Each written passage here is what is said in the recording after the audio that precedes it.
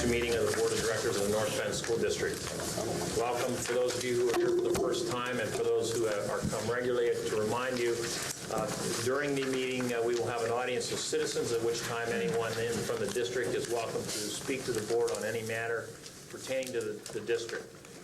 We would ask you to limit, per the North Penn School District policy, your comments to 5 minutes.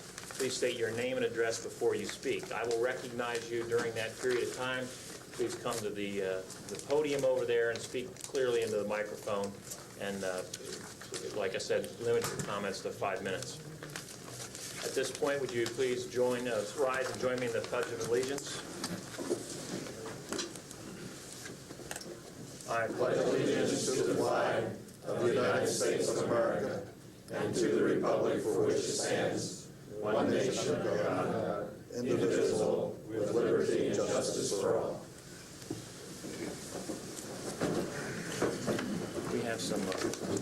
We have some proclamations tonight. We'll have that before we actually start the business meeting. So, Mr. Weir, would you help me, please? Assist me.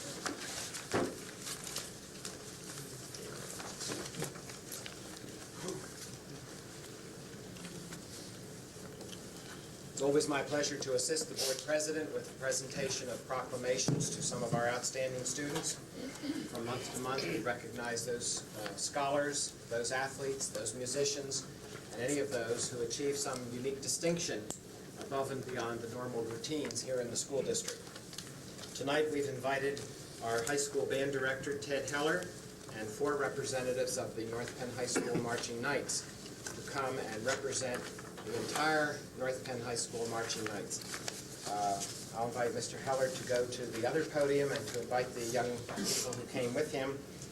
First, I'd like to read the proclamation introduction that is being given to each and every member of the band, not just those who are here tonight, but to all band members. Whereas many North Penn School District students individually and collectively perform distinguished service to their school in many activities, and whereas the reputation and image of the North Penn School District is built and enhanced by the performance of its faculty and students, and whereas the accomplishments of individual students in academic, artistic, athletic, leadership, literary, and musical endeavors bring positive community interest in school programs, and whereas the future of any community rests in the hands of its responsible youth, and then, whereas the North Penn High School Marching Knights have rendered considerable service to their school and the community by performing with distinction and winning the Pennsylvania State Championship at the Cavalcade of Bands in Hershey and placing second in the National Fiesta Bowl pageant of the bands competition. And then each of the students are named. Ted, would you make further introductory remarks, please? I'd love to do so. That doesn't count as my 5 minutes, what you said, does it now? No, it doesn't. Okay. Your 5 minutes begins now. Thank you very much. Ladies and gentlemen, what I'm about to tell you is, first of all, the awards and the honors the Marching Knights received this year. A recap. They have once again had the 3rd consecutive undefeated season in the Cavalcade of Bands. They won their 12th championship in the Cavalcade of Bands in the Yankee Conference out of the past 15 years. They finished the Tournament of Bands Chapter Championships in 1st place. Most importantly, they traveled to Phoenix, Arizona, 185 students. A total entourage of 225, took a 2nd place by 0.2 of a point out in Sun Devil Stadium in Phoenix, Arizona.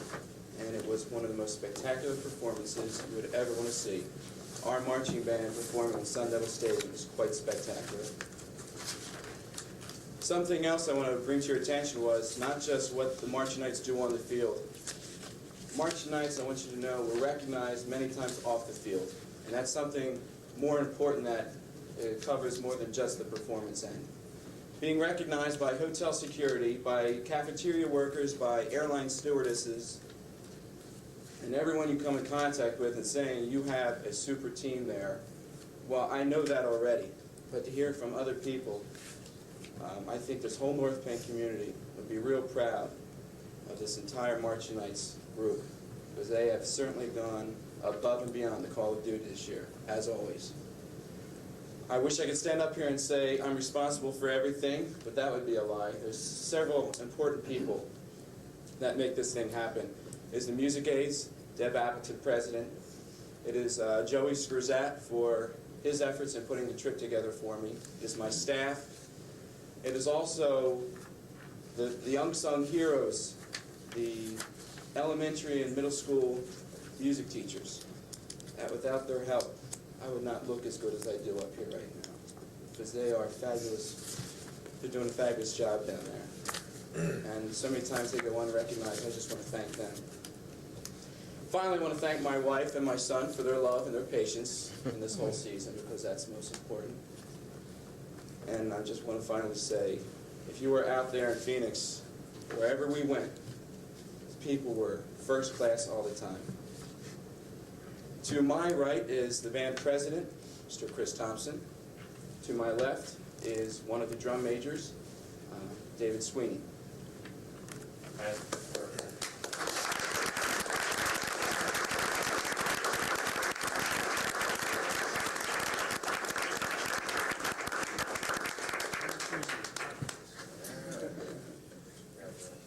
Ted, for you, thank you for all your work, and I'll also give you this, and there's two for Stacy Cooper, who couldn't be here, and Robert, who has mine. Sorry, Robert. Thank you very much. Have another hand on Mark.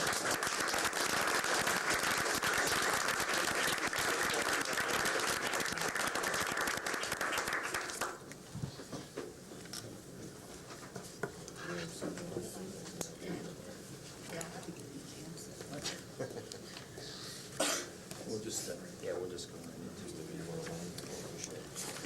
Okay, we'll continue on with the action agenda. I'd like to point out before we get into the action agenda that we had an executive session prior to the meeting to discuss personnel matters. And also, I was remiss at the last meeting, due to the lateness of the hour, to announce that we had an executive session to meet with the arbitrator on January the 3rd to discuss our position during the negotiations. I apologize for any inconvenience that may have caused anyone. Is there a recommendation for the approval of the meeting on the 15th of December? So moved. Second. Moved by White, second by Allen. Is there any comment?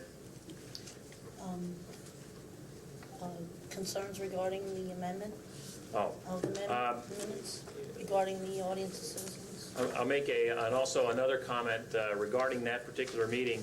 Mrs. Krieger from the audience asked to be recognized and have a statement to be made at that time. At the time, our policy stated that we only had meetings we only allowed audience of citizens at one meeting, and that was not on the agenda. Therefore, I did not let her speak. Subsequent review by the solicitor of the Sunshine Law states that it's required that we allow the audience a time to speak at that point.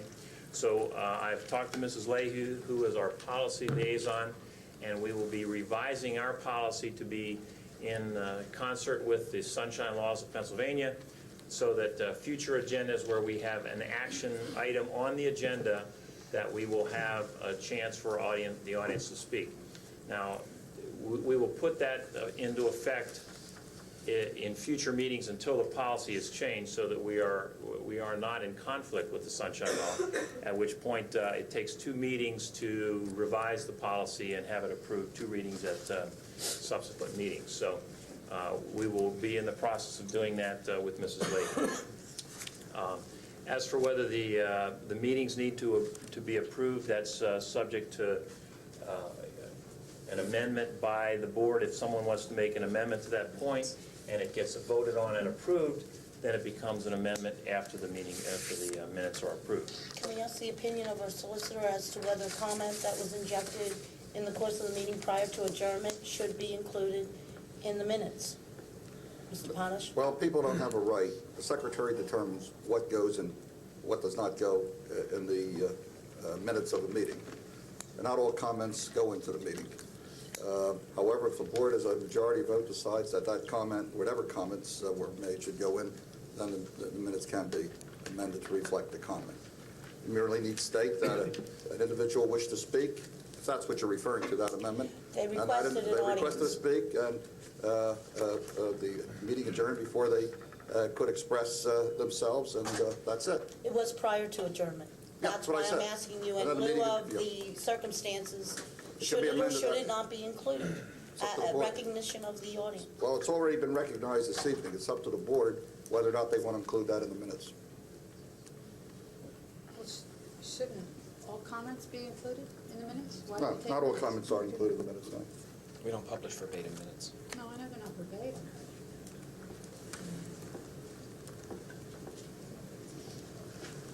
Well, I'm looking for, if someone wants to make a motion to include it, fine. In that it was not on the agenda, therefore there technically was not an audience of citizens, so there was no statement made. Technically, because of the policy and the fact that it was not on the agenda, was out of order, and therefore that's the way I ruled. If you want to include to that effect, then somebody make a motion. If not, we'll call for question and vote on the minutes. Mr. Bowman, I'd be just as comfortable if what you have said here tonight in the rectification and the look into the policy that you recommended tonight would be included in tonight's minutes and distributed, and how this came to be, as opposed to going back to the old minutes and fixing old minutes. Bring these minutes tonight up to date. Sounds great. Thank you. Any comments at Mark?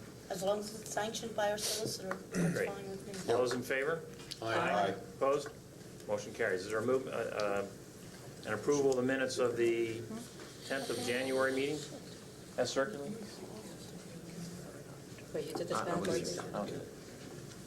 Is it- So moved. That was the 10th of January's meeting that you were talking about. Oh, I'm sorry. It's the We're gonna December approve it. 15th. Okay, We still have a motion for the We approval still of the have- meeting for the 10th. For the 10th, right. And we'll reflect our minutes to reflect that particular meeting. Discussion. Someone, Is there a second? She's- Moved by White, second by Shear. Any questions? All those in favor? Aye. Opposed? Motion carries. Committee reports. Mr. Allen, facilities. Yes, a couple of things. Tonight we'll be voting on awarding contracts for the pre-purchase of unit ventilators and HVAC equipment for the Penndale renovation. And we will also be asking to award bids for the pre-purchase of electrical switchgear for the Penndale renovation. Mr. Wood's going to have some nice surprising news on that. And I'll let him share that. And I'd also like to report that we did have a break-in at Penndale School over the weekend. We had some major vandalism, destruction of equipment with apparently a sledgehammer of sorts.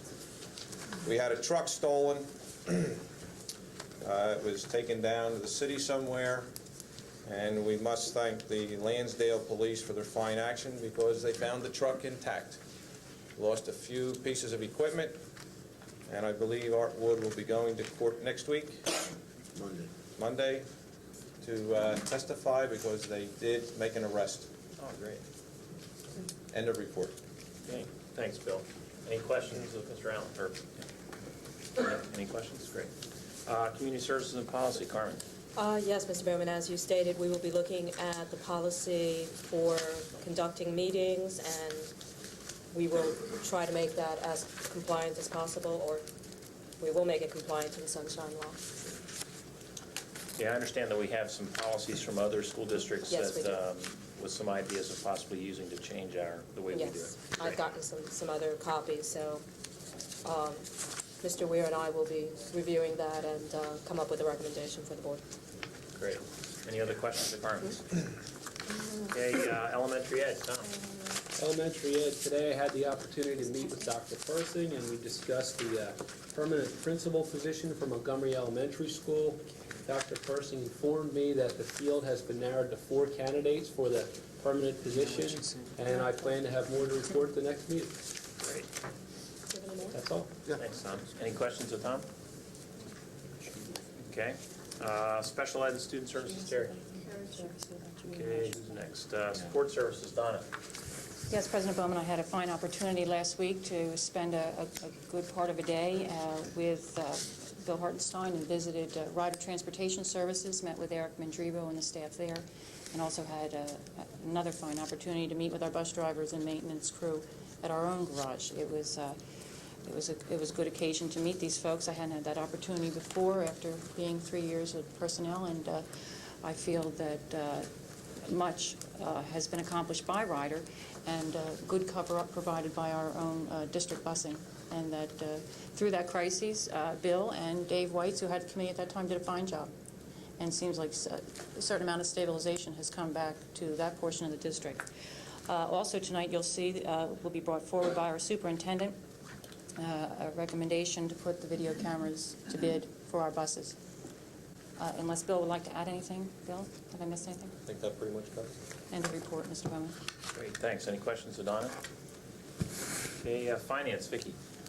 Yes, Mr. President. I'd just like to announce that we do anticipate an audit report at next month's meeting. We also expect to bring forth, speaking for Dennis and myself, Mr. Kelly, we do expect to present a budget calendar. I would encourage board members to have their date books with them for confirmation of those budget dates, and so we can put them forth to the public and schedule accordingly. End of report. Okay, thanks, Vicki. Any questions of Vicki?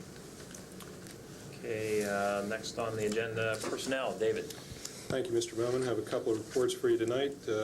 First, Mr. Schmidt has been notified that the arbitration hearing will be held on February 17th, 1995. It will not be open to the public. However, public comment will be accepted by the arbitrator for 10 days beginning February 3rd, 1995. Also, I'd like to report on the superintendent search. The process is moving forward. It has been advertised in both state and nationwide professional publications. To date, we have received applications from 30 individuals who are interested in the North Penn superintendent's position. The board and a citizen advisory committee that has yet to be selected will interview semifinalists in mid-March, and our process is on schedule. Finally, Mr. Schmidt, if you would please, would you bring us up to date on the positions of the Director of Secondary and Elementary Ed and the Principal of the Montgomery Elementary School? Certainly, thank you. As was mentioned by Tom, we have done some interviewing this week. We have 4 candidates that we feel very comfortable with, and we will be refining it to 1 or 2 within the next couple of days. Our intent at that point then would be to make an on-site visitation, and from that particular point then perhaps make an offer and work through the process of getting somebody here as quickly as possible. Typically that would mean 60 days from the point in time where they agree to the contract or agree to our circumstances. In Pennsylvania, all professional employees, teachers and administrators work on a contract that requires a 60-day notice. In a lot of the situations, the districts that they work for require them to stay for that 60 days. And usually with the position being an administrative position, that typically will happen. But again, it may be sooner than that. I would tell you that the parents at Montgomery have been wonderful in terms of their patience. It's been a very difficult year in many respects for Montgomery School, coming off of a difficult year last year when they had so many youngsters there. The teachers, I don't know how you say enough good things about the quality of the work that's going on there, and maybe that's even more notable because of the circumstances earlier in the year. The service staff there too has been incredibly helpful. It's our hope that perhaps by the 1st of April we will in fact have somebody in place there.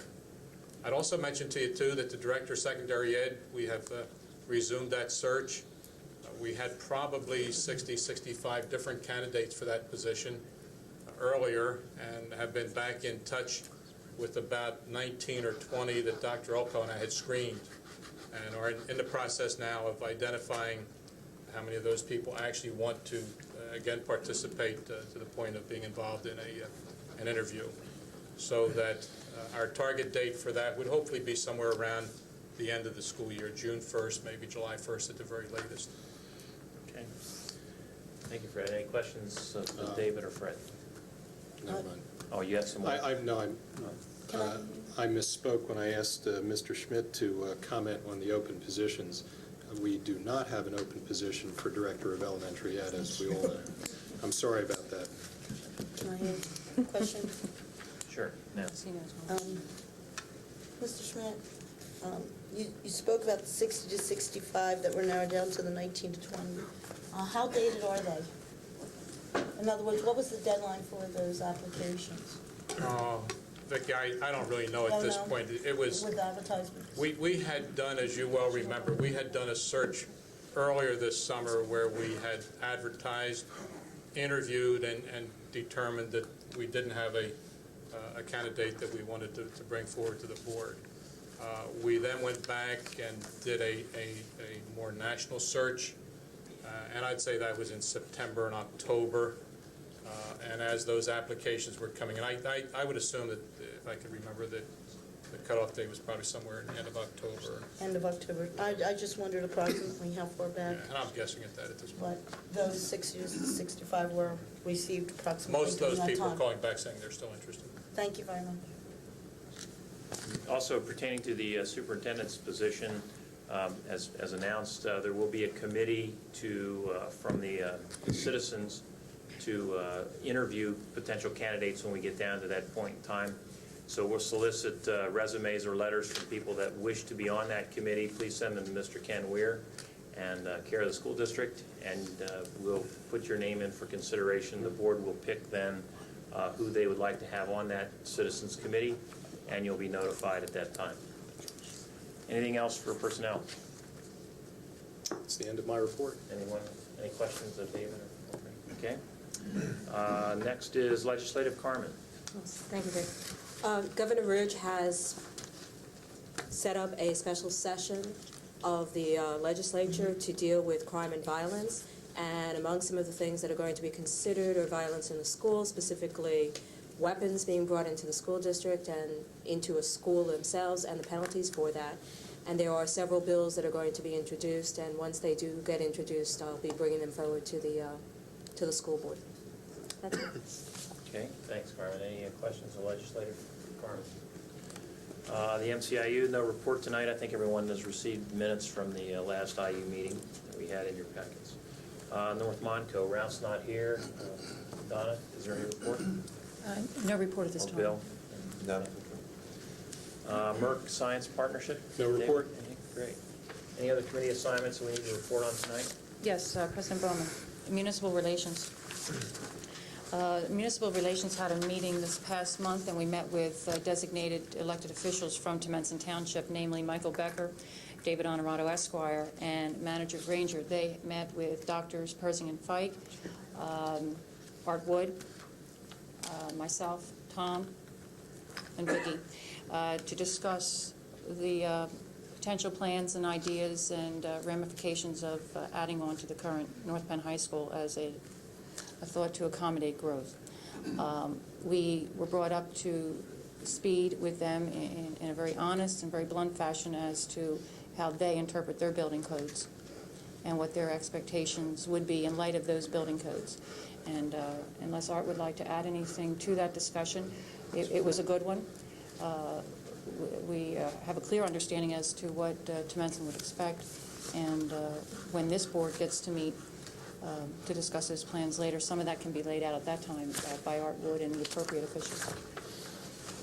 Also, I would mention that upcoming, there will be a municipal relations meeting held on February 16th at 7:30, inviting all municipal and elected officials to come to discuss reassessment.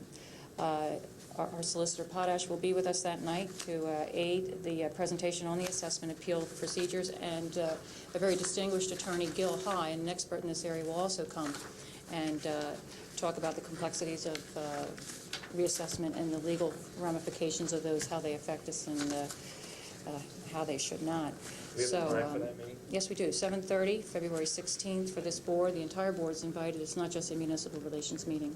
Where is it? Yes, here. Great. Thanks, Donna. Any Okay, questions that's, of Donna? I'm sorry. Any questions of Donna? End of report, Mr. Bowman. Bill? Yeah, I would be, it would be wrong if I didn't acknowledge some people that helped out on Sunday during the break-in. As usual, Art Wood was there.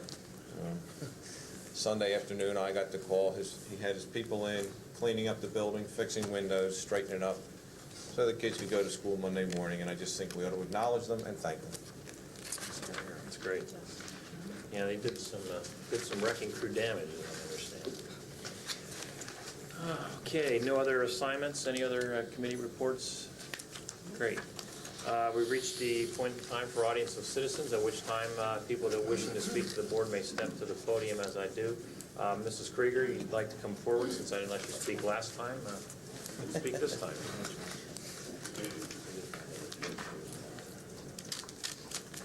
Good evening, Sharice Krieger from Montgomery Township. In relationship to what we were talking about in the beginning, I'd like to just make a couple points of clarification for the board. In going over the board policies, I came across in board policy number 8341.1B, a statement which reads, "Minutes shall be taken of all regular, special, or rescheduled meetings and work sessions."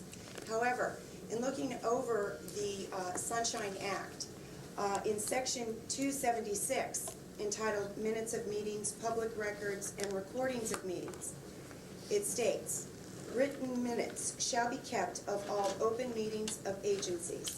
The minutes shall include the date, time, and place of the meeting, the names of members present, the substance of all official actions, and a record by individual member of the roll call votes taken.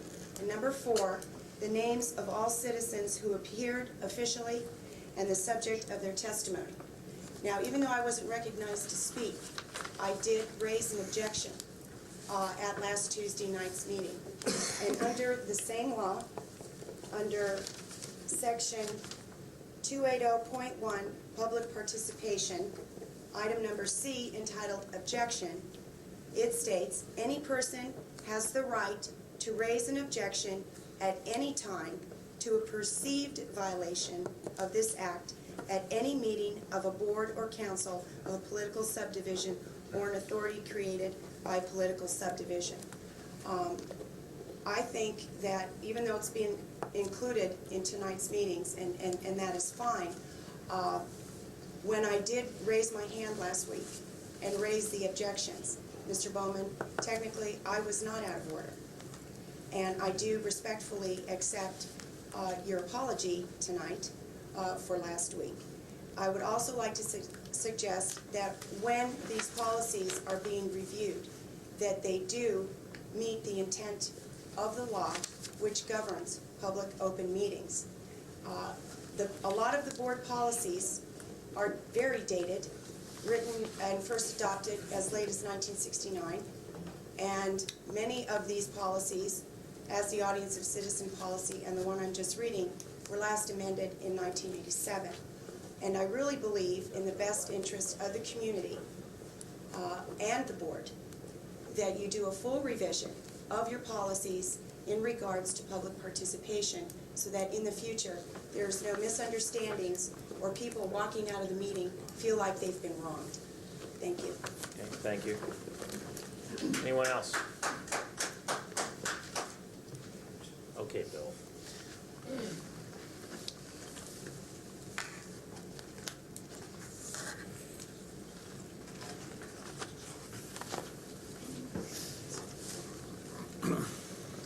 My name is Becky Sturcio, and I'm proud to say that I'm from Montgomery Township. For quite a while now, a concerted campaign against Montgomery Township has been waged in the local media, many times by anonymous callers to that bathroom wall and print sound off. It has been said that only residents of Montgomery Township want or need a second high school, that the rest of the district will have to foot the bill for those greedy folks in Montgomery Township, that Montgomery Township will benefit at the expense of the other municipalities in this district. A brief look at the history and reality of the North Penn School District shows the exact opposite.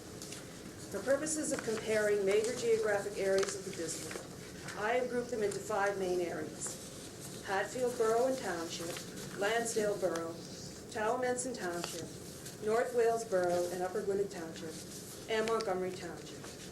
My information comes from the district's own budget summaries from 1990 on and from the 1991 PEO report. In these 2 handouts that the board has been given, I have broken down the percentage of population and schools that each area has and the percentage of the overall tax base each area contributes to the district. I won't go over all the details of these charts, which you can study for yourselves and which the press has just been given. The bottom line, however, is that historically, Montgomery Township's residents and taxpayers have contributed the most to, but received the least from, the North Penn School District. Even now, Montgomery Township sends almost twice as much taxes to the district as Lansdale or Talmadge. Yet Montgomery has fewer schools than any other area, just 2 of the district's 13 elementary schools and none of its 4 secondary schools. Montgomery Township has more than paid its own way in this district. In fact, it has subsidized the education of children in other municipalities for many years. And no matter what solution is chosen on the high school issue, Montgomery Township will continue to pay the lion's share of the cost. As a result of the last school board election, there is no longer any member of the North Penn School Board who lives in our township. Under state law, this should not affect the quality of our representation, since all 9 school directors, regardless of where they live, are sworn to represent and safeguard the interests of all the residents of the district, no matter where they live. Up until this week, I had no reason to doubt that that was the case. That is, until I learned that some member of this board has been using district funds to plot against Montgomery Township. In a letter dated January 10, 1995, the district solicitor responded to, quote, a school board member's inquiry on whether or not Montgomery Township can be severed from the North Penn School District and be attached to and become part of the Hatboro-Horsham School District, unquote. I am sure that my fellow citizens, taxpayers, and voters of Montgomery Township are as shocked and dismayed by this as I am. This board member has betrayed the public trust of the people of Montgomery Township. To add injury to insult, it was done with our own tax dollars. At a minimum, an apology is owed to the people of Montgomery Township who do not deserve such treatment at the hands of their elected officials. Secondly, the board member should reimburse the school district for the cost of the solicitor's services in responding to this inappropriate and unethical use of our tax dollars. Finally, this board member should resign immediately for violating a school director's duty of loyalty and fairness to all constituents. This has been an outrageous breach of the public trust. On behalf of the citizens of the North Penn School District, and particularly those of Montgomery Township, I demand that this board member come forward. Thank you.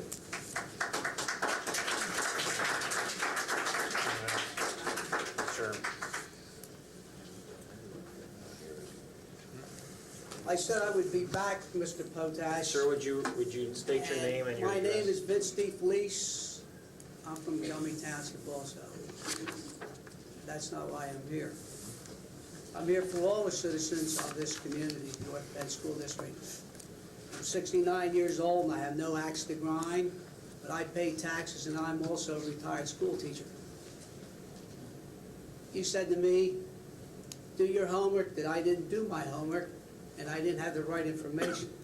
And I'm glad that I did a lot of research because I came up with a lot of answers. And I think you have a lot of explanations tonight. This is the original document that I showed you about the indenture, about how much the school board paid for the land for the new high school. $3,858,000, we'll just say $5.8 million. In your own school board minutes, on page 2, the purchase price you had, $3,858,000 for $188. On the transfer, tax statement, statement of value, it has $3,858,000. But it also has other considerations, that $2 million I'm talking about. Actually, it's 1.974, 1.9 million, with a total of 5.832 million. And then, incidentally, there was something rather interesting. It said here the fair market value of that land was $818,958. I want to know if there was supposed to be a condemnation. Why are we paying $5.8 million for land? Would you sell your house at the assessed value, or would you sell it at the market value? That's something to think about. And incidentally, Mr. Potash, I have a letter that you wrote concerning the rollback of taxes for that particular land. It seems to me that somewhere along the line, somebody has taken us for a ride. And several people I talked to in Harrisburg, I was there Wednesday, and also several people down here in Norristown. I want to read you a resolution for reimbursement that's in the school board meeting, school board minutes. Page 8, 11.433. The agreement shall not be recorded in the office for the recording of deeds or in any other office or place of public record. And if buyer causes or permits the agreement to be recorded, owners may elect to treat such act as a breach of this agreement. And incidentally, Mr. Kemp, you signed it, Ken Weir signed it, and somebody from the Cutler Group signed it. Now, the Cutler Group seems to be hiding something here, and I think the public of this North Penn community should come to task about our taxation. Taxes have been going up, and I've lived in this community over 25 years. And I'm tired of paying the high taxes and not getting my money's worth. Like I said before, I think the taxpayers of this community want to pay taxes. We want good schools. We want to do the right thing. And I think the elected officials here want to do the right thing. So I think I've made my statement, and I think you should do something about it now. And if that land can be sent back to Mr. Cutler for his Raven Hollow development, so be it. Thank you. Okay, thank you, Mr. DeFelice. Anyone else? Yes, ma'am.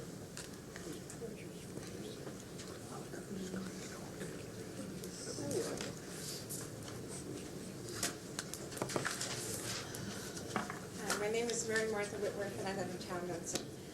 First, I wanted to address Dr. Persing. I just wanted to thank you for the strong stand that you've taken in the last 3 weeks of moving this district forward. I've heard many, many wonderful comments, and on behalf of the 12,000 students and their parents in this district, I want to thank you and encourage you to keep up the good work in moving our district forward.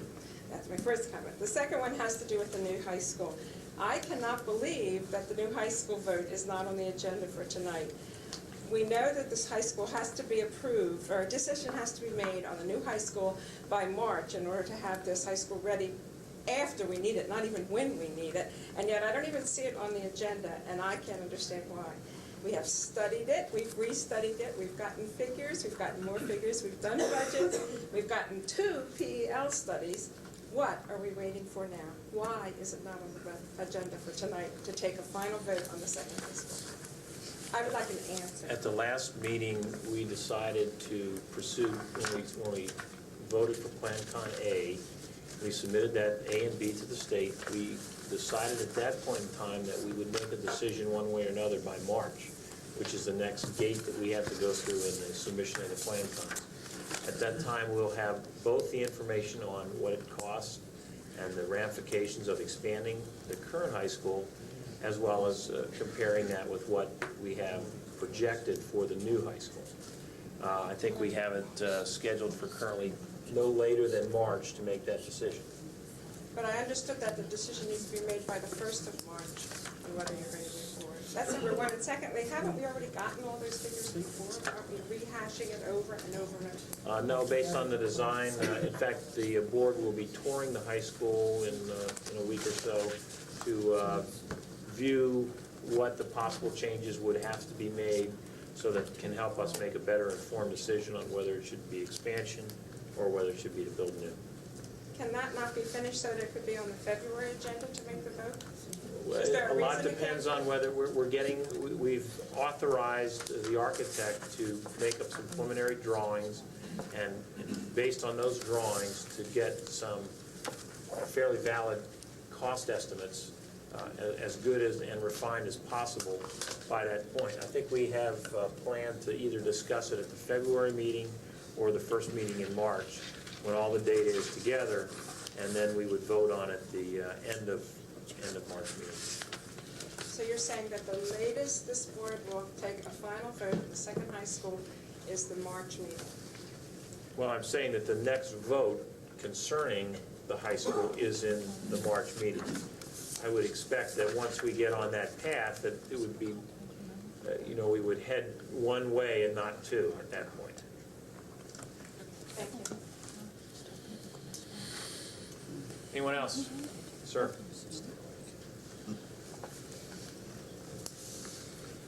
My name is Chris Nell. I'm from Montgomery Township. I wanted to speak to you tonight. I have some very strong feelings about the new high school, both from an educational perspective and from an economic perspective. And it's the economic perspective that I want to give to you tonight. My wife and myself and my two children moved to the North Penn School District a few years ago, and when we were considering moving here, we had heard that there was this situation in the high school, potential overcrowding, and we were very concerned about that.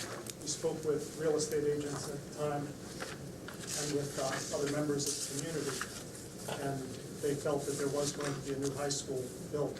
We went to task force meetings, and here's a report dated 1992, where 18 of the 21 members of the task force indicated that the only viable solution that they saw was to build a second high school. No members of those 21 suggested that an expansion of the high school was a viable alternative. And finally, there were school board meetings and votes that indicated that the second high school was going to be built. We felt at that time assured that we had made the right decision coming to North Penn School District, and that our children would get the education that we were looking for.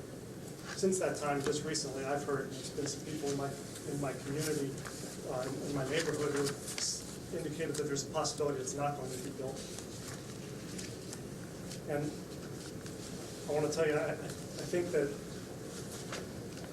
I know myself, I won't stay in this community if that's the case. I think that the only way that my children are going to get the education that I'd like to see them get is in a smaller high school. And I know that there are other members of the community who feel the same way that I do. And I'm not a real estate expert, but I think common sense would say that what's going to happen when I put my house on the market and others who feel the way that I do put their houses on the market is that real estate in the entire North Penn School District is going to suffer. It's going to be both people like me who will leave, and other people from other communities who will question whether or not this is the place they want their children to get an education. I understand that there's some opposition from Taxpayers Association, and I would ask you to consider this overall economic aspect, that if the value of your property drops a small percentage, and again I say I'm not a real estate expert, but it wouldn't be inconceivable for the drop to be 3%. Suppose you have a $100,000 home. That 3% drop is a $3,000 drop. Compare that to the potential increase in taxes from, this may be old information, and I understand you're getting new information, but according to this task force report in 1992, the difference between expanding the existing high school and developing a new high school, building a new high school, is $117 a year for the average taxpayer. Consider that $117 a year versus the nominally $3,000. What I would ask you to consider is that that difference in taxes is really just a maintenance payment on the investment that you've made in your homes. Just as if you have a leaky pipe, you'd fix the leaky pipe to protect your investment. In the same way, we need to fix this problem in the school district in order to protect our investment. So I ask you to consider that, board members, when you vote, and taxpayers when you vote for your board members. Thank you very much. Thanks, Mr.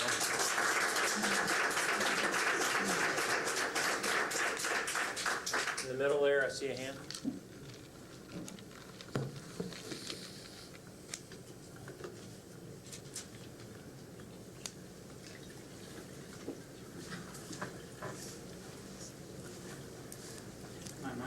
Bill Totero. I live in Lansdale. I have 5 children that are school-age children. I want to speak about the issue of the second high school. I'm here to oppose it and to, at the same time, to suggest alternative means to deal with the speculative problem of the overcrowding that you're talking about. It's my understanding that you're going to anticipate an increased enrollment, I guess, beginning in 98, is it, or something like that? And The enrollment's continuing every year. but to the extent that you feel that the high school that you presently have isn't going to be able to accommodate the addition in the enrollment, I just want to offer as a solution a voucher system for non-public school students so that they'd be able to offer that to more people in the school district and alleviate the burden now that's on you as board members to seek a solution, and parents of school students who would like to have their children in non-public schools for one reason or another. I as a parent have mine in non-public school, well, for 10 years now. I've been in the school district for 15 years and have paid taxes for that length of time, and from it I've received transportation for my children to their school, Faith Christian Academy. I'm glad to alleviate some of the tax burden on our community by so doing, and I believe that this same feeling is held by at least a quarter of the students that attend school in the school district, because that's roughly about the number of students that attend non-public schools. So for one reason or another, they're in non-public schools and they're alleviating costs that you would incur and that would cause to raise taxes. The cost of building another school per student that would be educated far exceeds a fraction of what it would cost to go to a non-public school, or even to other suggestions that have been given to go to other school districts. But I just asked you to consider that, and I believe it's a viable alternative. I believe it's one that works, as evidenced by the fact that a quarter of the students attend such schools, and I suggest that the increase in taxes would be a fraction of what it would cost to finance a second school that would probably only be used for a certain amount of time anyway. So I would suggest that a $1,000 voucher be given to parents of children that are in non-public schools as they give evidence of that fact each year, that and thus your solution would be obtained. You can be confident about that. Thank you. Okay, thank you. Anyone else? See a hand in the middle there?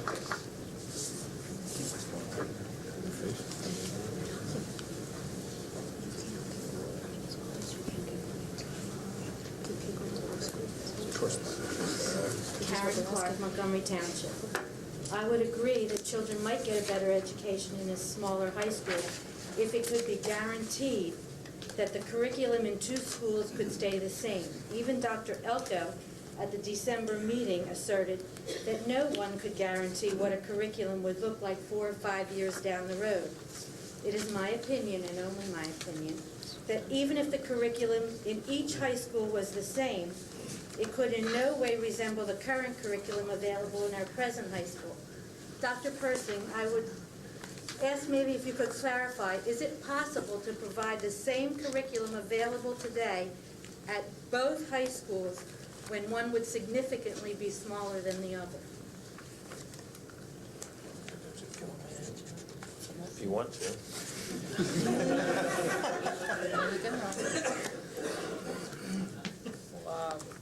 One of the problems I have is that I never shrink from answers. even if they virtue on the side of opinion rather than judgments. That is opinion.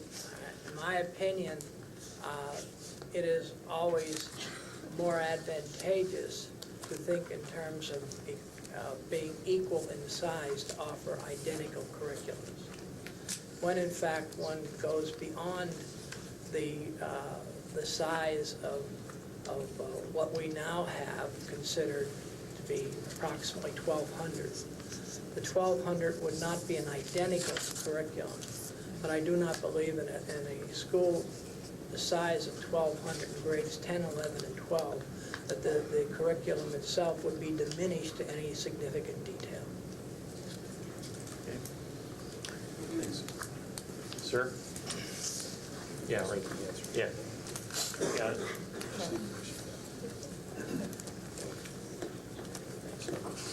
My name is Mercer Sisson from Talmenson Township, and I'm going to talk about another overcrowding situation that doesn't have to do with high school students, one that exists today. My children attend Nash Elementary School, which is pretty much busting at the seams. What I want to ask the school board is, what are the plans for dealing with the projected population, specifically at Nash, but also vis-a-vis into the other elementary schools that are in the Talmenson Township area or spilling over into the Hatfield area? Do you plan a redistricting of the elementary schools within this year or the year after? And if you do you see the necessity for an additional elementary school within the next 3 or 4 years?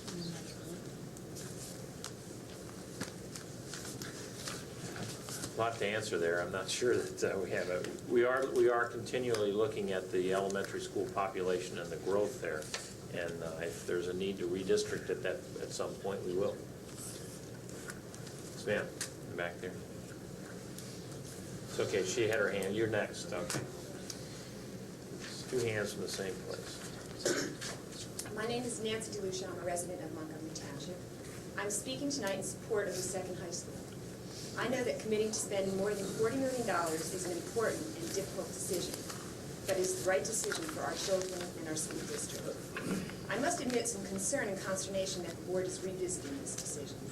More than 3 years ago, a task force of 21 people, excuse me, a cross-section of qualified members of our community was appointed by you, the school board. They spent nearly a year studying the options available to our district to deal with the growing student population. That committee created a 50-page report outlining the advantages and disadvantages of the 6 options they studied. The report was backed up by more than 700 pages of appendices. The report was thorough. Their overwhelming recommendation was to build a second high school. In fact, 18 of the 21 voted for the second high school. 2 members voted for year-round schooling, and 1 voted for renovating a junior high school. Not one member thought that the expansion of our current high school was a good solution to the problem. When you read the report, the reasons are clear. But I won't recite to you the 19 reasons the task force enumerated as to why expansion of our current high school is a bad idea. The list is long, but I urge you all to reread it and refresh your memories. In recent months, despite the weight of evidence against it, the expansion alternative has reared its ugly head. Why? Because in the short run, it's cheap. Frankly, as a taxpayer, I'm disturbed that our board and our school administrators are spending more time and more money revisiting this issue. Our student population is exploding. That has been evident for several years. The question is how to deal with that growth, and that has been researched, investigated, analyzed, discussed in public forums, discussed in neighborhoods, discussed in the newspaper, and finally, a decision was made. You, the North Penn School Board, made that decision. It was a tough decision, but it was the right decision. You need to have the courage to stand by it. Let our administrators focus on the many other important issues they need to tackle. Let's not waste time and money by paying for estimates of additional alternatives. Let's not waste money by postponing for yet another year the construction of the second high school. Let's do the right thing now.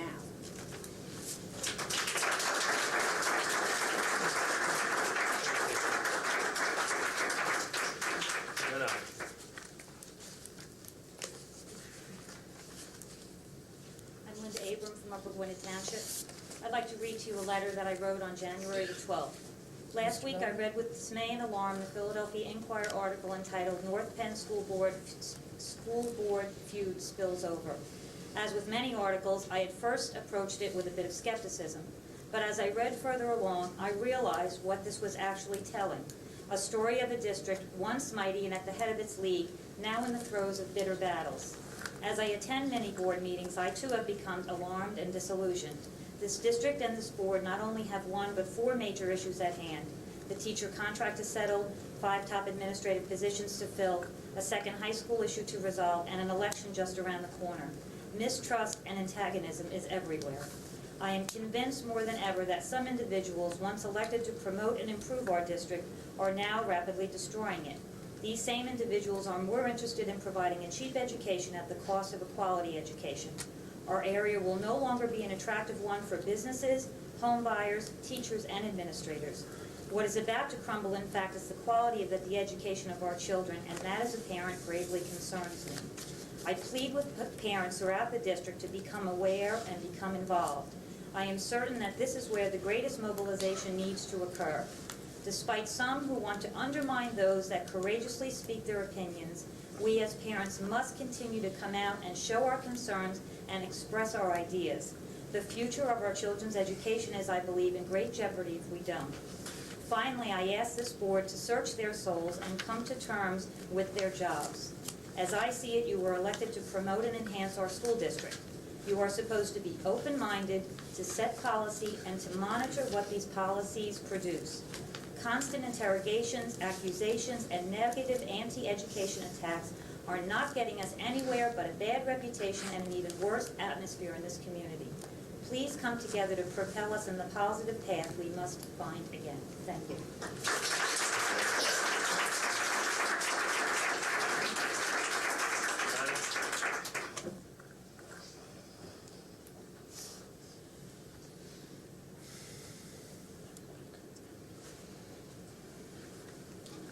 Connie Spire from Upper Gwinnett. Being a regular attendee at board meetings, I was surprised and disappointed to read many of the comments made by board members in the January 5th edition of the Philadelphia Inquirer. The reason for my surprise was because I knew that many of the allegations that were made were not true, and I suspected that others that I was not totally familiar with were untrue as well. One of the questionable points happens to deal with the supposed inability of our district to find a permanent replacement for the position of Director of Secondary Education. I decided to give our Personnel Director, Mr. Fred Schmidt, a call and find out firsthand what the true facts are regarding this position. I'd like to thank Mr. Schmidt for his report. The facts that you mentioned will help dispel false rumors. I asked Mr. Schmidt why this position had taken so much time to fill. Mr. Schmidt said everything came to a standstill due to lack of time on his part, since he was very involved with contract negotiations and strike-related issues as chief negotiator for the school board. Dr. Elko's untimely resignation added to the delay. Addressing the rumor that is being passed around about more administrators leaving, we have had a few administrators apply for the position of Director of Secondary Education. I think it is fair to say that if they do not get the promotion that they are looking for, that they may seek it elsewhere. We cannot assume that they will be satisfied with remaining in their current position. Also, oftentimes, when the head of a company or school district leaves, others opt to follow that individual. Whether this happens or not is yet to be seen. These are logical reasons why someone would opt to make a change. I'm disappointed that some people have taken advantage of the situations mentioned above and are blaming 4 board members for any and every change that occurs, and at the same time claiming that they, the 4 board members, don't value public education.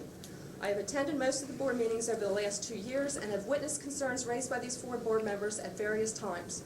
Concerns such as disappointment with advanced placement courses being dropped, revisions to middle school curriculum, specifically reduction in electives offered, not aggressive enough program of the studies, specifically computer keyboarding, lack of academic alternatives offered during study hall periods for students that might want to do something other than homework. Concerns that the new high school design will not have nearly enough classroom space to offer the current curriculum. The difference in size will not allow for equality in academics. Also concerned about lack of an educational plan. At the June budget meeting, it was suggested by one of these 4 board members to bring a foreign language down to the elementary level. Class size was a concern. The board member that mentioned it said that she was thinking of raising or changing the class size at the elementary level to 26. Currently, it's 28. So this would be a reduction, not an increase, if it had been implemented. Also, 3 of those 4 board members have spoken out about concerns about the 8th grade honors being dropped. When the 4 board members have raised their various concerns regarding the quality of our children's education, they have been criticized by fellow board members. I feel that this defensive position has been unwarranted. I have not heard questions asked with a lack of respect. I have not heard any board member talk down to Mr. Kelly as was written in the paper. I feel that the board members have every right to ask questions and that questions should be welcomed. All the comments that were made in the article that I mentioned are antagonistic and certainly do not create a friendly atmosphere. I feel that if we stick to the facts in the future, as well as show respect for diversity, public debate, and disclosure, we will be a better district because of it. Thank you.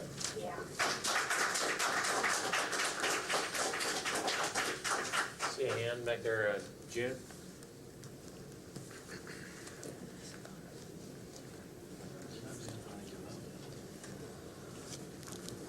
June Yolkowski, Towmenson Township. I came here to discuss another matter, but I feel I have to talk briefly on the second high school issue. My family's roots in this community go back nearly 70 years. I have many friends who are retirement age or approaching retirement age whose roots go even longer back. I would much rather see someone who's moved into this district 2 years ago move out than have these elderly people who've lived in this district all or nearly all their lives be forced to move because they can't afford rising taxes.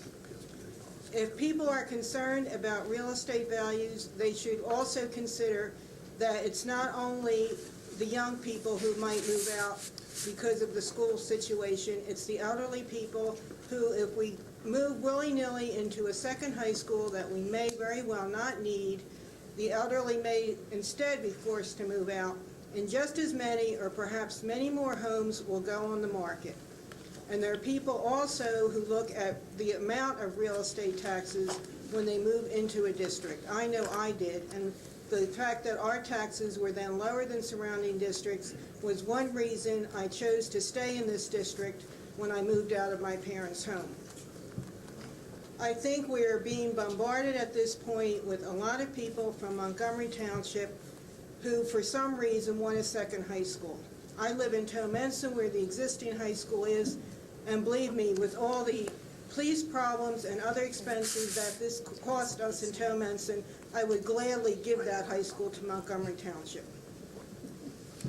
The other item I want to discuss is the base program, and to remind the board that you have only to the end of this month to determine whether to renew the contract or to change the rates. This week, I estimated the base profits as best and as fairly as I could. I used the full-time enrollment of 112 children and the remaining part-time enrollment. I divided the part-timers between 25% morning and 75% afternoons because that is the best way I could do it. I have been asking for 4 years for a breakdown per school and have yet to be given this so I could get a true, accurate estimate. But I've done this as best I can. I have based salary figures on Mrs. Shaw's ads, and I have added taxes, cost for food and insurance and other considerations, and I come up with a profit for this program and salary for Mrs. Shaw and the corporation she owns of $376,000 a year. Don't laugh, Mr. Bowman. I have the figures here, and I'll give them to you. I'd love to see it. That does not include, and I repeat, does not include a windfall of approximately $50,000 that I estimate her profit to be during the recent 19-day school strike. I see no reason why North Penn cannot take half of this profit, and we can use it for things such as library books for Gwen Noor, which Mr. Bowman has said we desperately need, the summer library programs at all the elementary schools, which I've been asking for 3 or 4 years, computers, textbooks, and many other things that all the students could benefit from. I see no reason why, when she has a monopoly by being in our schools as giving her an advantage over other daycare providers, why she should be allowed to gouge the taxpayers of this school district to the tune of $376,000 a year. Certainly, if her profit and salary were $100,000, that should be more than adequate for this project. I see no reason why North Penn is not sharing in this profit. We're providing the schools, our administrative staff is helping, and I see no reason why she has this generous arrangement when anybody else using our schools pays far, far higher fees. Thank you, June. Anyone else? Sir in the front. Thanks. My name is John Druckenmiller. I live on Cowpath Road in Lansdale, and I have no criticism about anything tonight. I'm here to compliment AM Cult School for a wonderful assembly program they ran last week. I was privileged to be there. My granddaughter goes there, and Dr. Robinson asked me if I would like to come and see it. I went. I never saw a nicer program. It was very patriotic, and he honored Mr. Buck, the 5th grade English teacher. And I never saw so many well-behaved children. Must have been 500. They were waving flags, but then they were very quiet and very dignified. I think we have a lot to be proud of. I want to say that to the board tonight. Thank you. Great. Thank you.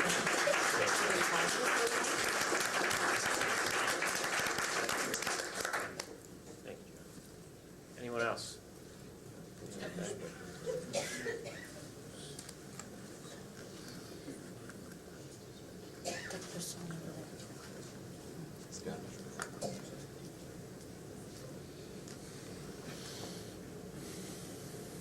My name is Irene McMullen. I'm of Lansdale.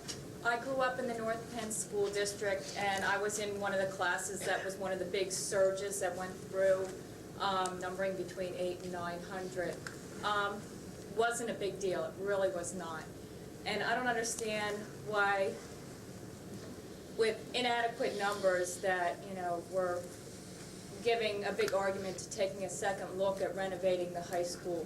We are not sure that we need that second high school. I appreciate the second look you're taking myself, and I don't know if people take an intelligent more than an emotional look at the building itself. The building is nothing. The building is not the education. It's the teachers, it's the kids, and whether it's new, it's expanded, that's not really what's going on. My kids have books that are 20 years old. I would rather see a new book than a new building. And there are many things that a small high school is going to give up. Do the people that want the second high school realize what they're going to get? They're not going to get the planetarium. They're not going to get the swimming pool. Do you want your child to be in the school with none of the amenities? I want my child in the school that has everything. I want us to offer all the children in the district all the amenities, and I just can't see it. Second high school is not going to give everybody an equal education here.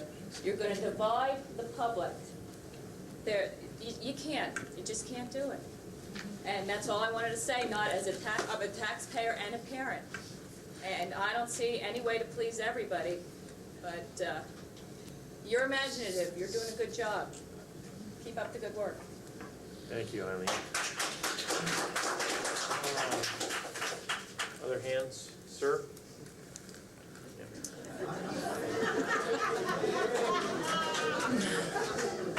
Right next to him. Thank you.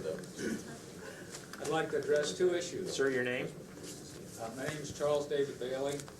I live at 953 Garfield Avenue, Lansdale. I heard a lot of comments tonight that made me think we need to shine the light of truth on this issue of the second high school. I've heard a lot of views which I think come from the dirt road of disinformation. if we look at this issue from the superhighway of truth, I think you will see a different view. First of all, the need for the second high school, and secondly, whether or not a second high school will increase or decrease property values. First, the need for that second high school. Someone said the school district has been studying this issue for quite some time. Why can't they make up their minds and go ahead and do it? Well, I understand that the first proposal was to build a second high school for 2,000 students based on PEL projections. A little bit of time passed, and then the school district decided that was too big. What they needed was a high school with classrooms for 1,200 students. So that's what they proposed this past year based on PEL data, which was dated 1993. And in that PEL data, PEL projected an increase in high school enrollments and then a decline. The reason for the decline is that the baby boomlet is followed by a birth dearth. And you can see the signs of that birth dearth now in the lower grades. And as time goes by, that birth dearth will roll forward in time and cause a reduction in high school enrollments. And that is what PEL forecast, and that is what they had in their projection, which was included in the August 94 plan com. All right? Now, PEL was asked to update their figures, which they did. In November, the school board here released data, which were projections out to 2004, not out to 2007 or 2008 like the previous data were. Now, PEL in this one-year time dramatically reduced their projected number of enrollees. Instead of having the stated capacity, maximum capacity, the architectural capacity based on size of the rooms and architectural standards, say that the existing high school can hold 2,814 students. The maximum PEL projection now appears to be about 600 students more than that, not 1,100 students more. All right, so right away, the need to build a second high school with classroom space for 1,200 students and auditorium and lunchroom facilities and space for office staff for 1,600 students. This is what's being proposed to handle a need for maybe 600 students. Now, the 600 students is overstated because that is enrollments in the high school. In our high school, we have a lot of enrolled students who physically are not present. They are in the VOTEC program. I believe there's 345 students in the VOTEC program. They spend half of each day in the VOTEC building. They are not in the existing high school building. So that gives an extra 142 spaces available. Now, if you take that into consideration and you look at this high school that we must have completed and operational by 1998 or something bad will happen. In 1998, PEL says the projected enrollments will be 2,859. The capacity of the building is 2,814. That's in excess of 45 students. If you adjust out the VOTEC students, and what I'm doing here is I'm taking 345 VOTEC students, dividing it by 2 and saying that's 142 classrooms, and then I divide that by the number of people enrolled in the school, I come out with 7.3% of the students create vacant classrooms because they're in the VOTEC building. Now, if I take that 7.3 adjustment for the VOTEC students who are not physically in the building, I come out with a projection of 209 such students in 1998. Now, if I subtract that from the projected surplus or excess students of 45, I come up with 164 negative. That is vacant classroom space for 164 students. That translates into about 6 or 7 empty classrooms. Now, if we build that second high school and have it ready and on stream in 1998, we will have 1,000, over 1,000, we'll have empty space for over 1,000 students. The projection which the district prepared said that if we don't have a second high school, we'll have... Mr. Bailey, that's your 5 minutes. Could you wrap it up, please? Okay. The bottom line of that is the second high school is not needed. We'll have vacant classroom space without it in 1998.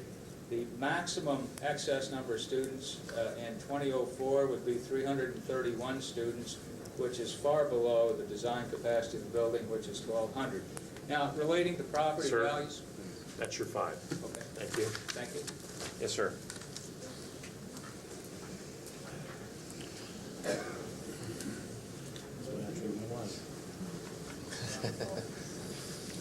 Hi, my name is Brian Crawford, and I live in Lansdale. It's very important to have quantitative numbers, as we all have heard recently, and that is not to be taken lightly whatsoever. And it's my understanding that, and Mr. Bowen, I think you mentioned earlier, there will be a visit to the high school by the board members? Yes. Or you were invited to the high school? We're going to tour the high school and have meetings and review certain students exchanging classes and crowding in cafeterias and review where the buildings would be expanded and things. Terrific. It just, I would ask you that just to take the subjective and the qualitative, keep in mind the quality of the education as you have to edit the quantitative as the qualitative. Go to the school cafeteria, have lunch, stand in the school line with your buses, change classes with the students, and put your go back in time when you were high school students and what it was like for you. I don't ever want to revisit that. I'm sure many of you wouldn't want to do that. Wasn't that long? Yeah. Split session. Will all the board members be going to this visit? I think it's going to be. It will be during the classroom time, so it depends on work schedules, et cetera. All I ask is that you keep that subjective. Thank you. Lady in the middle there. Walter, you can be next. I'm so proud to say I was there more. I'm proud to say. My name is Patty Heider. I'm from Lansdale. First of all, I would like to welcome Dr. Persing to the North Penn School District. I think we're very lucky to get somebody of your caliber and your years of experience. We're hoping we can resolve many of our problems during your stay. You're not under any pressure or anything, but we're really looking forward to some problems. As you all know, I'm sure, last week Montgomery Township decided to hire the U.S. Census Bureau to conduct a special mid-decade census of township's population. The 1990 census says that the township's population was 12,179 people, but township officials suspect it to be at least 17,345 people, a 42% increase. The township's spending $70,000 on this project. I think they more than suspect. I think they pretty much know that the 1990 census was off by about 5,000 people. It is suspected that if other townships decide to do this mid-decade census, as they should, the number of children that will be coming into the district will be staggering. The new problem now is the PEL report was based on the 1990 census. You're not going to be getting 700 kids into your high school extra. You're going to be getting probably over 1,000, maybe even closer to 1,500.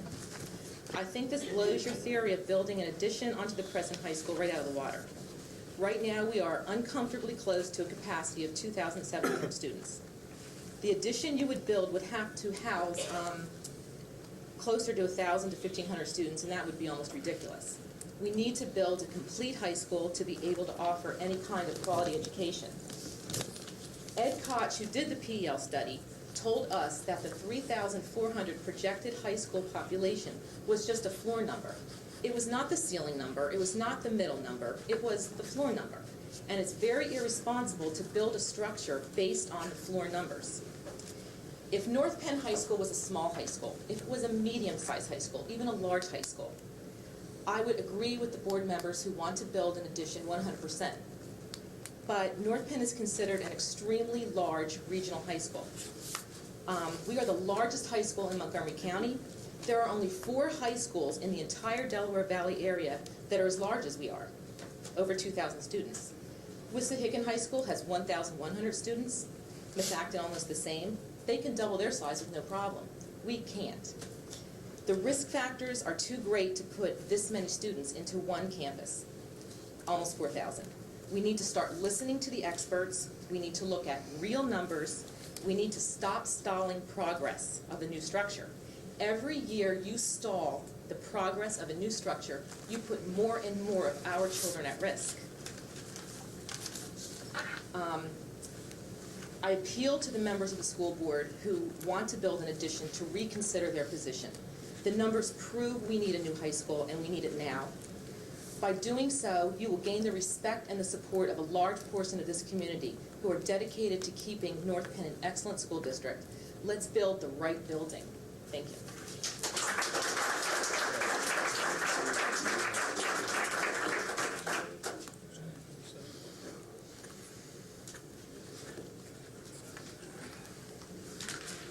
My name is Walter Kuzma. I live in Tolmanson Township. I'd like to ask Tom Persing a few questions. Every time you read in the paper about how many students you have or how many teachers you have, you get different figures. Doesn't the school know how many are there? Yes. All right. May I come down to the school someday and get all of this information so I can form a letter to the Taxpayers Association, and we'll send it out, and they will be the exact figures? Indeed. Okay. Another question I would like to ask, I'm not asking for names, but did you get any names for superintendent from this district? Did anybody apply for the job outside of, not out of town or out of state or anything? Anybody from this district apply for it? Since Dr. Harkin is handling the people, and I haven't even seen any applicants, I can't answer that. I don't know. You know who Dr. Harkin is? He's the IU director. He's the intermediate unit director who we have, is helping us with the search. He's doing the administrative requirements, receiving all the, and because the time period is still open for people to send in their resumes and their applications for employment, we haven't yet gotten that stack, so we can't make a judgment on whether there's been anyone in the district that's applied or not. Well, I hope there are some, because I know of some that are doing a good job, and I think they should be recommended. And I would like to ask Mr. Hartenstein here, when you people voted for Ryder to take over your own school buses, we had so many school buses that he said, we're not going to be able to sell them. They've got too many miles on them. Whatever happened to all the school buses? They were sold. They were sold, and the board recognized that 2-3 months ago. They were sold for $106,000. All the school buses? No, the ones that were in excess. We had last year a fleet of, I believe it was 119 buses. This year we have 81 active routes on the road, and we held about 10 additional buses for backup in case there were breakdowns. So we sold the balance, and it was either 18 or 20 buses. My math may be off a few, but they were sold. They were not needed. Because after you made the statement that we wouldn't be able to sell a lot of them because of the high mileage, I look in the paper, and Pennsylvania State Police approved 45 buses, excellent condition, low mileage. I never heard anything about them. What are they doing that were passed for inspections? I'm not sure I follow your question. Pennsylvania State passed so many, 45 buses because they inspected them. And they passed them, and they said, these buses are in good shape, they're excellent. Whatever happened to the 45 buses that they passed and were in such good shape? They're on the road. Yeah. Well, I thought these buses that are on the road are coming from Ryder. No, sir. Ryder, when the school district retained the service of Ryder, Ryder brought in their own fleet. They did not purchase any North Penn School District buses, nor did we give them any buses. They brought in their own fleet. Well, then where are the 45? That's what I'm asking. If there are buses, you have your own buses on the road also? Yes. Oh, absolutely. Well, why didn't you tell the people? I understood that you were hiring Ryder to take all the kids to school. No. Ryder was retained to transport all of the non-public students in the school district, approximately 2,400 students. The North Penn School District continues to transport all of the public school students.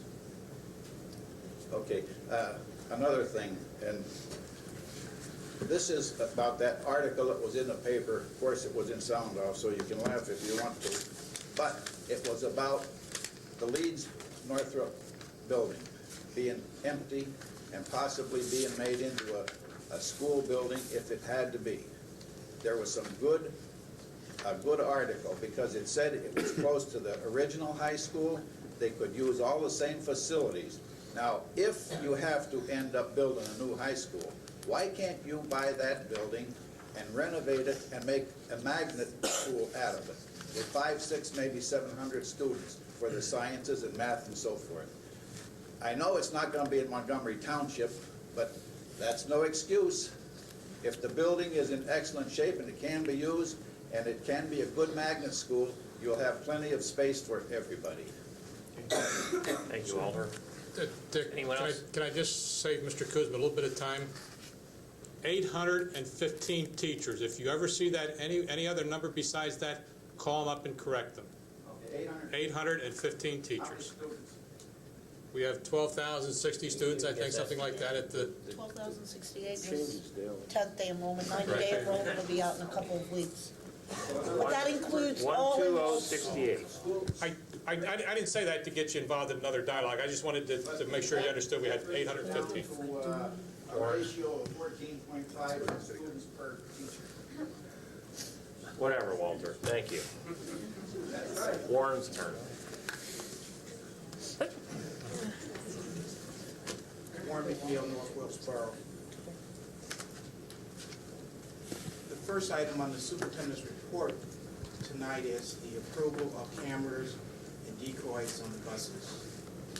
Some months ago, when this trial was approved, I voiced my objection to that. And a question has occurred to me, looking over the night's report. We talked a lot about vandalism and safety. However, I have yet to see anywhere there is vandalism in the report to the board about the buses. And if there is a great deal, I would like to see that in writing in future board meetings, because everything here, tonight's report, is about a building. And I guess my Good point. second... Generally, we don't put bus reports in the vandalism report, it's just Yeah, but the facilities. figure was thrown around, you would say 10,000, 15,000, whatever. I think it was going to be... That's doable. Disseminate information. Warren, that is reported on a regular basis. On tonight's report, I don't know specifically. Yeah, there are $344 listed in tonight's vandalism report on the bus garage. We have roughly 11 meetings a Yeah. year. It's in every meeting. It is in every meeting, but... That doesn't add up to $11, $12, $10,000. So I guess my question is, where are we getting these thousands of dollars of vandalism to justify? Warren, I reported to the board at the meeting last week. Since the 1992-93 school year, we've quantified $33,000 worth of vandalism in repairs to seats alone. And when I was asked how the district would pay for these cameras, it would be our hope that we would pay through them as the result of a decrease in vandalism to the seats alone. That would more than pay that $10,000. And I guess my next question about that, the question or your statement was made at the initial presentation to the board that you viewed the school day as starting when the child stepped on the door of the school bus. How do we square that with the children that go to non-public schools that we transport? And how do we ensure that they are held accountable in the same way that the students going to the North Penn School District are held accountable? And I don't believe, I have not had the opportunity to read the policy, but that was not a discussion that was raised. I would just ask that the board defer making this decision, because I do not believe that the board has had ample opportunity to look at the Delaware. Delaware is the only state near us that has all of their buses with cameras and or decoys on them. They've had their program in place a little bit longer than the 3 that was cited in the report. I did pass on the name of the person that I spoke to in Delaware regarding this, and I believe there are a couple of court cases that are winding its way through the federal courts dealing with this issue? Warren, I guess there were two pieces there that I would respond to. I did make the statement with regard to the school day beginning when the children get on the bus, because it is our opinion that it is at that point that we take custody of those children, we take responsibility for them, and we take the responsibility for their safety. So that is true. I did make that statement. With regard to the non-public students, the question was raised whether the school district would require the rider transportation company to do the same. Mrs. Mengel and I had a conversation with the rider company just a few days ago, and they are very open to doing that. They have no objection to putting those cameras on their buses. However, at this point, I don't personally see the need to do that. They have not experienced the level of vandalism on the non-public buses that we have on the public school buses, but we do reserve the right. We are the contractor in that case, and we reserve the right to require a rider to provide that service if it becomes necessary. Bill, let me just add in, if I may, for Warren's benefit. Warren, in that discussion, we made it clear to rider that at any point in time, in their good judgment, they feel that the health, safety, and welfare of the children could be best aided by the cameras, that to come to us immediately with those requests, and that, of course, public and non-public school students would be treated equally in this measure. I know that you're looking at this as you know, vandalism, deterrent, but this is also these cameras are very much a part of what we are using in our behavior control strategies on these buses on the behalf of the drivers and the children themselves. So it's more than vandalism, it's also safety and behavior control factors. And that discussion with Ryder went very well. So the give and take is there, and we know that we, have to provide equally.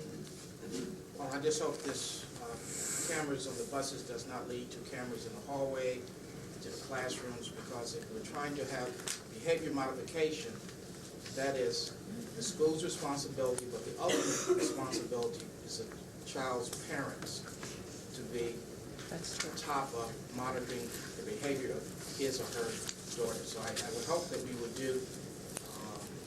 look at this very carefully. Thanks, Mark. Anyone else? Gary? I agree with that.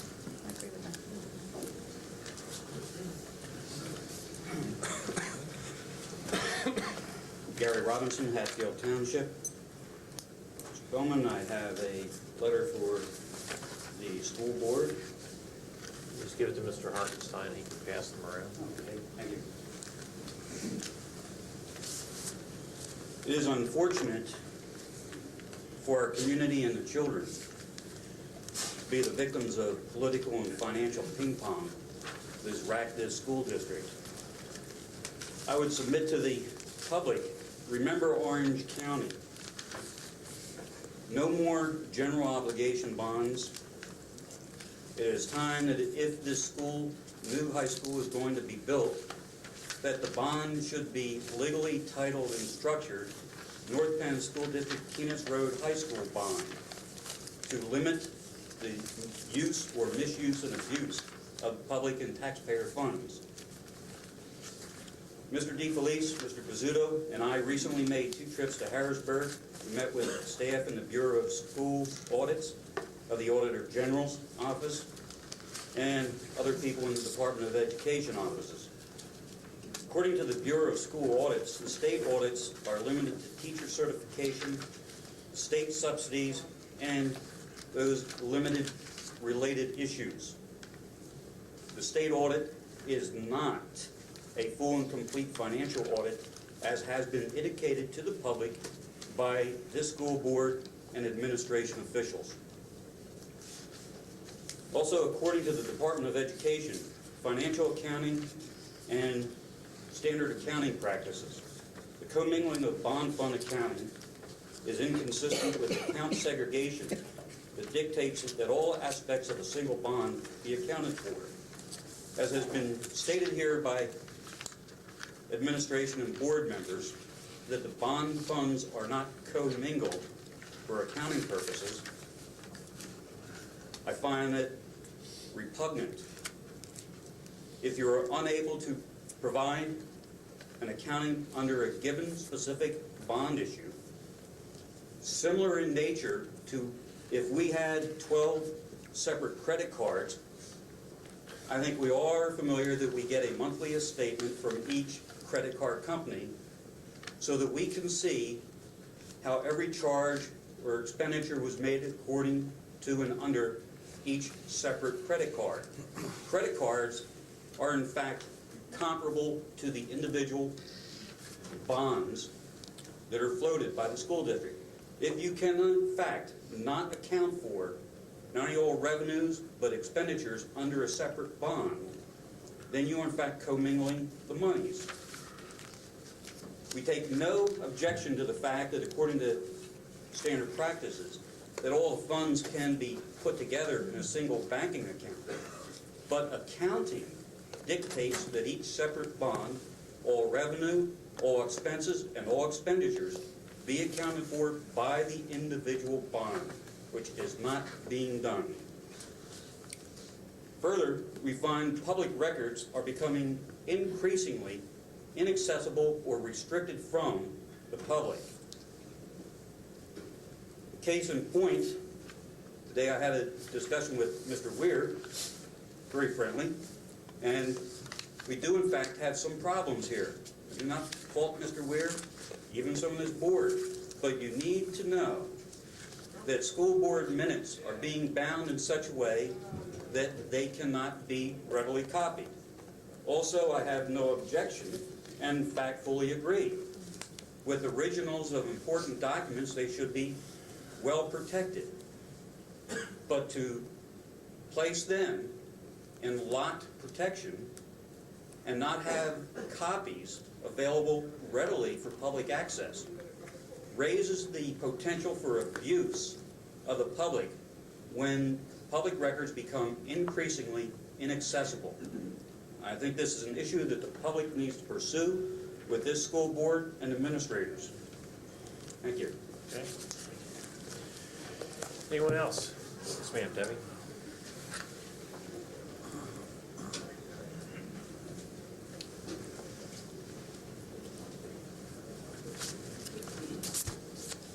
Hi, my name is Debbie Brown, and I live in Talmadge Township. And I'm here to say that I support the second high school, and I would encourage you to move forward in progressing along with that. I have two things that I want to address regarding that. The voucher system. It is my belief that even if the voucher system was instituted, that there are not enough private schools in the North Penn area to support the number of children that would have to leave to negate the building of a second high school. And right now, I have looked into the private schools, and I don't feel that they are any better than the public school system here. I would hate for the standards of this district to go down where I would have to put my children into private school, because I really do not want to do that. But I don't think the voucher system is the way to get away from building the second high school. The second thing is the gentleman who mentioned birth girth. Well, I have a child in the second grade at Nat with Mr. Sisson's child. They're exploding there. Every day my daughter comes home, we're getting another kid. Now some did move out, but I still think that the numbers are there to support the second high school. And I know I was at a school board meeting where you were talking about redistricting for Bridle Path and Nat, and I believe it was second grade also there that was the problem with the numbers as to how you were going to move the children around. So I feel that the second high school is needed, and I would like for you to move forward with that. Thank you. Thanks, Debbie.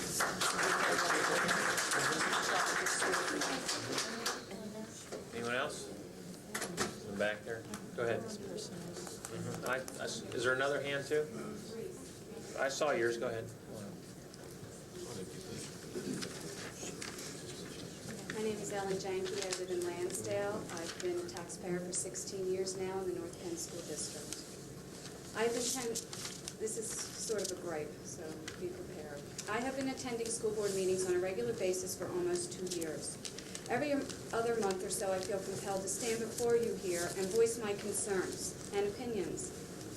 At this point in time, I feel I have not been heard. And I strongly feel it is because I state my opinion in less than 1 minute, do not point fingers at any particular party or stand up here and whine. Maybe I've had the wrong attitude all along. I do not wish to lower my standards to that of others, but it is very difficult to sit here month after month and watch how the rude and obnoxious are pampered and considered caring people. Also, it irks me to no end that I am not allowed to have an opinion without rude comments from citizens in the audience. As an individual who respects others' opinions, I applaud for the comments I agree with, and I have no comment for others. Now for my concerns. It really upsets me to see the destructive nature this school board exudes. I too was concerned when I first saw the article in the Inquirer concerning North Penn School District. But after reading this, I felt that they have hit the nail right on the head. I strongly agree that there is a division of the board into an education group and a fiscal group. Sometimes I find it very hard to believe that certain board members actually have children in this district. They seem to do everything they can to ensure the destruction of this district. Our buses will be safe with the approval of the cameras, but the overcrowding in our high school is at a dangerous level. It also bothers me that so many negative comments were made against our administrators, especially comments that administrators must be kept in line. The lack of respect for another individual's qualifications is a disgrace. I would like to know what some of the board members' field of expertise is. Would some of you like to have your expertise questioned in such a rude and disrespectful manner? About the comment that there are more than just children in this community, that is true, but they are our future. I also feel that our lack of respect for the administrators spills over to our lack of respect for our children and the education that they deserve. I plead with parents of the children in this school district to go to the back of your calendar and read the statement of vision and statement of mission. It's on the back of your calendar and it tells you what North Penn School District is supposed to be about. Please understand what David White said in the article. It is the school board's responsibility to work with the administrators. This district has come a long way over the past 15 years. Please do not throw all that away to please one particular group or to use it for political gain. The Taxpayers Association should also be taking a look at how much money has been lost in the equity of their homes since the school board has taken its toll in the district. Thank you.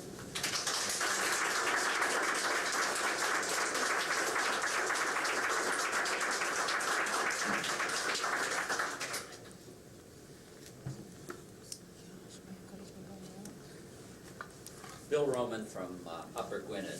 Belatedly, I am up here. But I just wanted to review the PEL forecast of student enrollment, which was very nicely handled by this board when PEL came in and presented their data in December. The student enrollment, for instance, in 1998 is projected at 2859, and the current high school capacity on documents that you have published is 2814. Which gives us, in 1998, an excess of 45 students.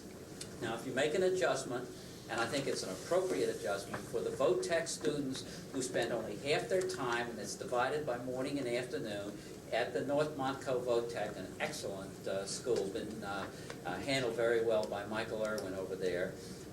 Then you have a decline of about 186, so that your actual excess is a negative. You've got a surplus of 141 in 1998. Now, just skipping numbers, you've got a total peaking in the high school of in the year 2004 of 3392. The high school capacity, again, at 2814, gives you an excess enrollment of 578. Using the percentage of people attending the VOTEC at 13%, which is what it is now, and then dividing by 2, you will end up with an actual excess of 358 students. Now, because the current mid-range PEL forecast provides data only to the year 2004, you go back and take a look at the junior high and K through 6. And beginning in the year 2000, K through 6 starts to decline, and the junior high begins to decline in the year 2002. So it looks like 2004 is the peak enrollment period for this time. Now, the above data clearly indicates that a 1,200-person high school with a 1,600 core capacity, as stated earlier, will be built to serve 358 students. Now, Since 1960, an astonishing amount of money has been given to public education. Nationally, class sizes have been reduced significantly from 27 to 17, and per pupil expenditures have increased at a rate 3 times that of inflation.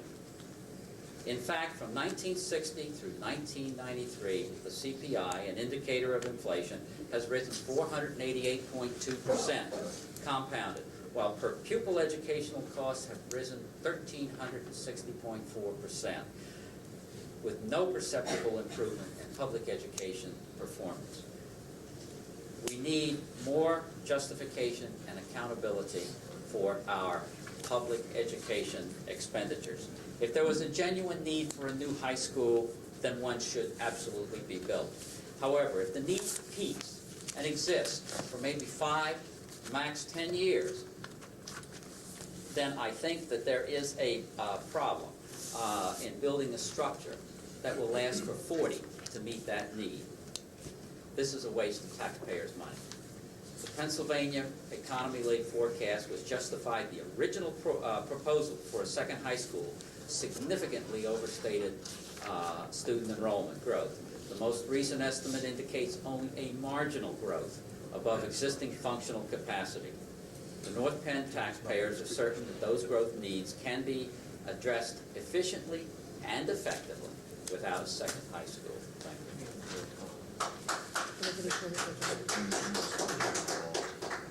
Anyone else? Hand in the back. June, you already talked. Is there anyone else that hasn't spoken yet? Yes, ma'am. Yes. Until the policy gets reviewed. My name is Annette Rivera. I live on Line Street in Hatfield Township. I received a letter from Dr. Sugar, the principal of Bridle Path School, regarding rezoning children back to A.M. Culp School and other schools in the area. And I was wondering if that issue was going to be brought up at this meeting tonight? No, that's not on tonight. Oh, because in the letter from Dr. Sugar, he said that was going to be addressed in tonight's meeting, and that's why I'm present. It's not on the agenda. It's not on the agenda tonight. I didn't realize that we had made a decision on moving those children that we were going to vote on We move tonight. forward with the construction, though, to accommodate that. Right, we're going I could to. show you the letter I have from Jesse. But I don't believe Okay. It's not on the agenda, so it doesn't help. I can approach it. I don't know if there were other people who, I was surprised to see no one else had approached it. Sure says January 19th. Yes, it does. It was deferred until notification was given, and it was to be on the January agenda. This went out back in December, and at the time we had anticipated doing that, but now, because we had to build another classroom at NAP, that may have been the reason why we don't know exactly where we're going to put the children yet because of the realignment. I think we have. Could I state my comment? Sure, go ahead. I mean, you They can. still are planning on maybe rezoning by next year, but they're just not sure yet. Well, the next meeting, we'll look at it again in terms of what the impact of that new area is on the rest of the elementary schools in that area. Well, while I'm up here, I may as well state my opinion. Sure, go ahead. I had written a letter back to the school district, and this is basically, I'll read just part of my letter of how I feel about sending our children who have already been through a transfer, putting them through another transfer. I feel that the most fair thing that the school district could do would be to rezone to alternate schools the new developments, since they're the ones that have created the problem, the children in these new developments. All of the children at Bridle Path have already undergone a transfer from another school, and I feel that the children have handled it very well, but to subject some of these children to yet another transfer and another adjustment is a hardship, and it's unfair to them. The children who will be living in these new developments are not currently attending Bridle Path School, and therefore would not be put through any adjustment at all. In addition, the developer have promised these new homeowners that they would be in the Bridle Path district, and I feel that the developer had no right to make this promise to the people in these developments, you know, that their children will be attending Bridle Path, because the developer is not a school board member and is not authorized to make a decision like that. So I feel that we must remember the school's utmost concern would be for the well-being of children, and it seems to me the only way to avoid another transfer and hardship to our children is to have these new developments be rezoned since their children have not already been transferred. Thank you, ma'am. Just to clarify, that island that's currently under question because of the developments is currently in the bridle path area, and that's why the builder said if your child will go. Yeah, And normally that would have happened. The problem is that we had some incredible growth within the bridle path area that accounted for over 100 more children in this year's class in the student population than we had anticipated when we redistricted last year. And that was through internal movements within existing houses and planned developments that we had known about.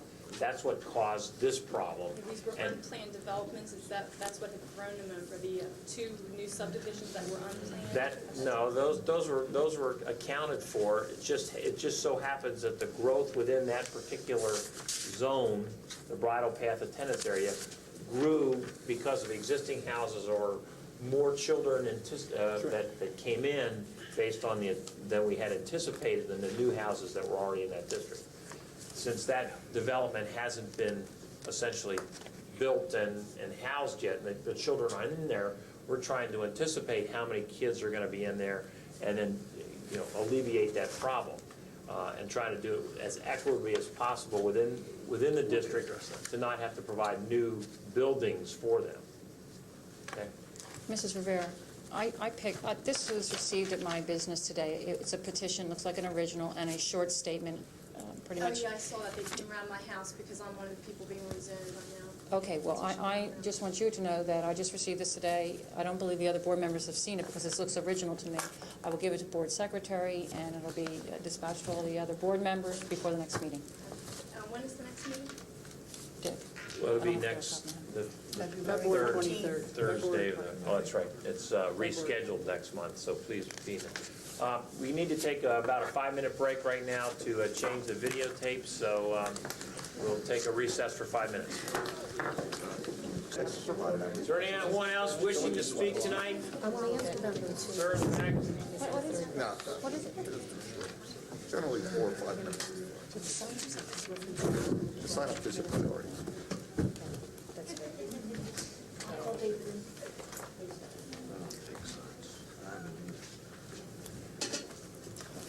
My name is Mike Tobias. I live on Canterbury Drive in Lansdale. I've been a resident of the North Penn area for over 8 years, and I have 2 school-age children that go to the North Penn School District. Like a number of people here this evening, I also have looked at the PEL numbers, and my review of those numbers does indicate that, well, first of all, indicates that they were based on census numbers that were taken in 1990, and as evidenced by a number of townships, those census numbers for our particular geographic area are grossly understated for current population sizes, and I believe for future increases. I think that's a factor that needs to be seriously looked at and taken under serious consideration as you plan for the second high school. And I'm a very strong supporter of building a second high school. Because in addition to the enrollment size, I think, as pointed out earlier this evening, there are a number of other factors that need to be looked at. Social factors, environmental factors that make a school system and make an environment in which a student can excel and learn and grow. And I believe the overcrowding that would exist in a one high school scenario in the North Penn area wouldn't be conducive to the quality of education that we need to continue to have as a milestone in our district. Okay. Thank you, Mr. Tobias.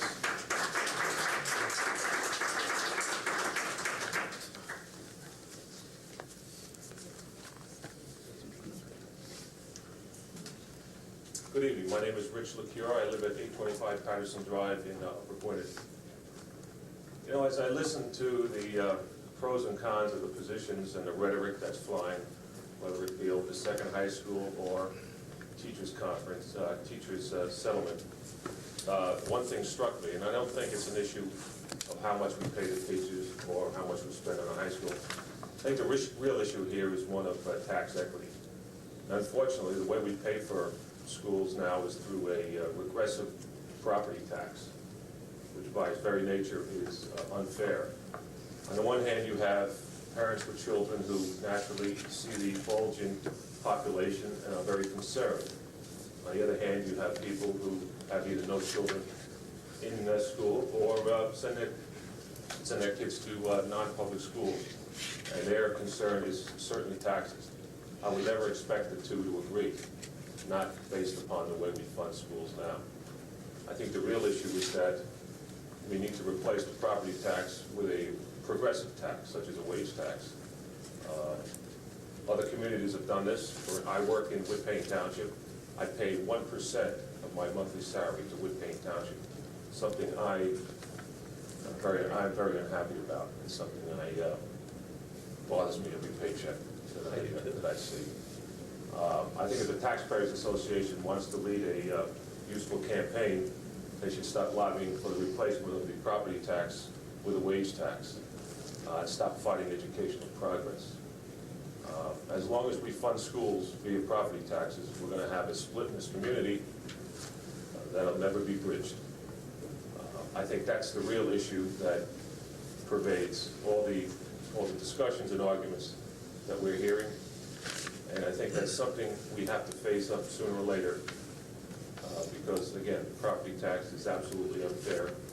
I don't want to pay more taxes, but I believe in tax fairness. And if we have a problem with property taxes now, I think it's going to be exacerbated when the county finishes its countywide reassessment in the coming years, which is just around the corner. And that's going to correct the imbalance that now exists, whereby owners of newer homes are assessed higher than owners of existing homes. So this tax thing is something I think we have to face up with, hopefully sooner than later. Thank you. Thanks.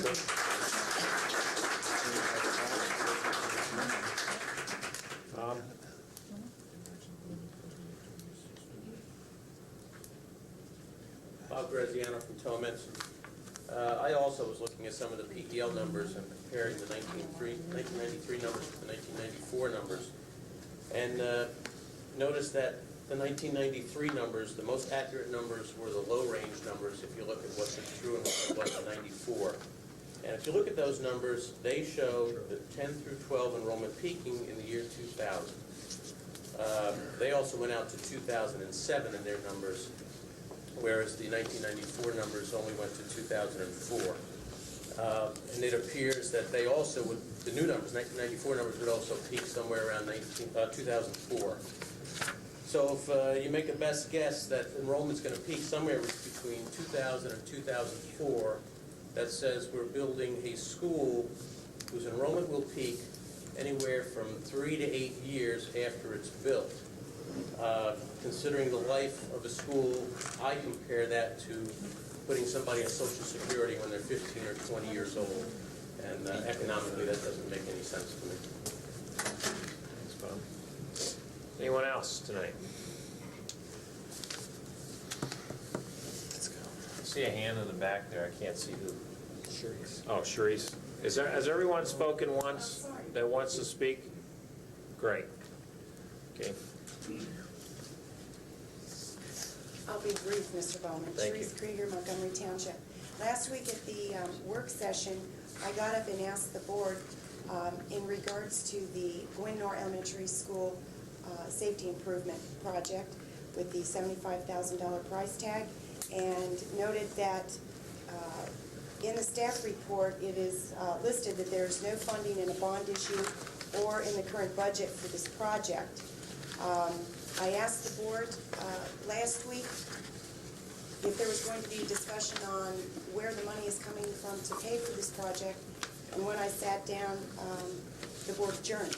So I'm back tonight to ask once again, where's the money for this project coming from? Is it coming from the bonds?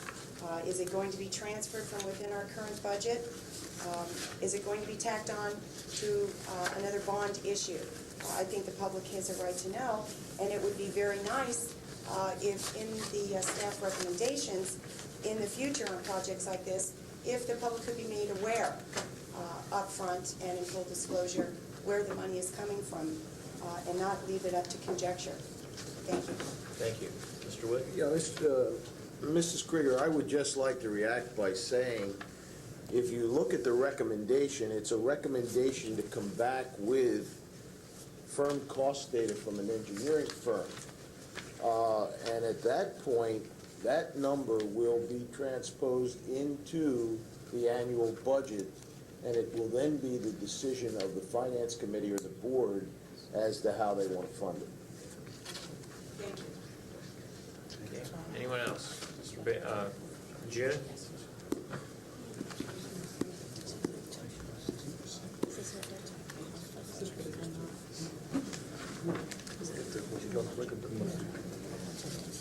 Junior Koski, Tomenson Township. Because so many people tonight addressed the article in the Inquirer a week or so ago, I feel I have to comment on it. I have a little different insight than most people here because, as some of you may know, journalism is my chosen profession. When I saw the article, it raised a number of bells in my head because it seemed like more was going on in that article than what was on the surface. And I was very concerned that the writer of the article seemed to have a hidden agenda and be putting an opinion into the article. I welcome strong editorials, but they belong on the editorial page, not on a news page. I was so concerned that I called the editor of the neighbor section, and she admitted to me that they did indeed have an agenda, something I found quite shocking. She said that she had seen the PEL study, or somebody on their staff had seen the PEL studies. The two PEL studies seemed to indicate that we needed a high school, and the Inquirer wondered why we weren't going on with it and wanted to push a vote. I then explained to her that many, many residents of the community were somewhat skeptical of the PEL studies because they've led us down the garden path the wrong way twice in the past, once to build in the late 70s and once to sell in the early 80s. And that many of us felt that the second high school is not needed. We're quite pleased that the board has not moved ahead and is waiting for additional data. Her tune then changed completely, and she told me, well, she didn't know all this. So we have someone with little knowledge of the community making decisions and determining that they want to force an issue in a story.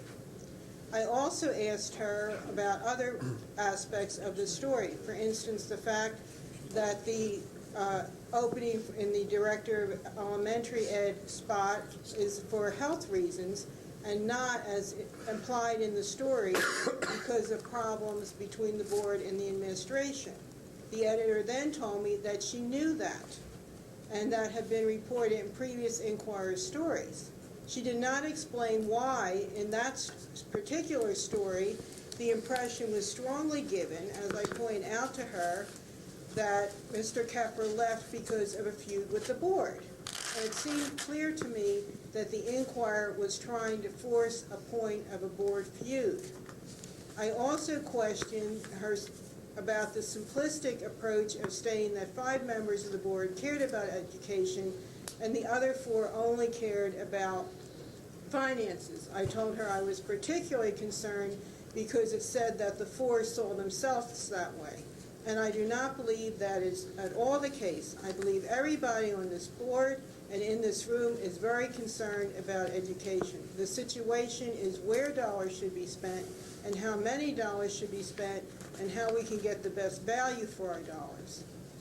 And after my discussion with her, I was very, very concerned about the kind of reporting being done by the Inquirer Neighbors section, and at this point have very little confidence in that paper, which up until now I felt was probably the strongest and most objective in coming out, since they had no local ties.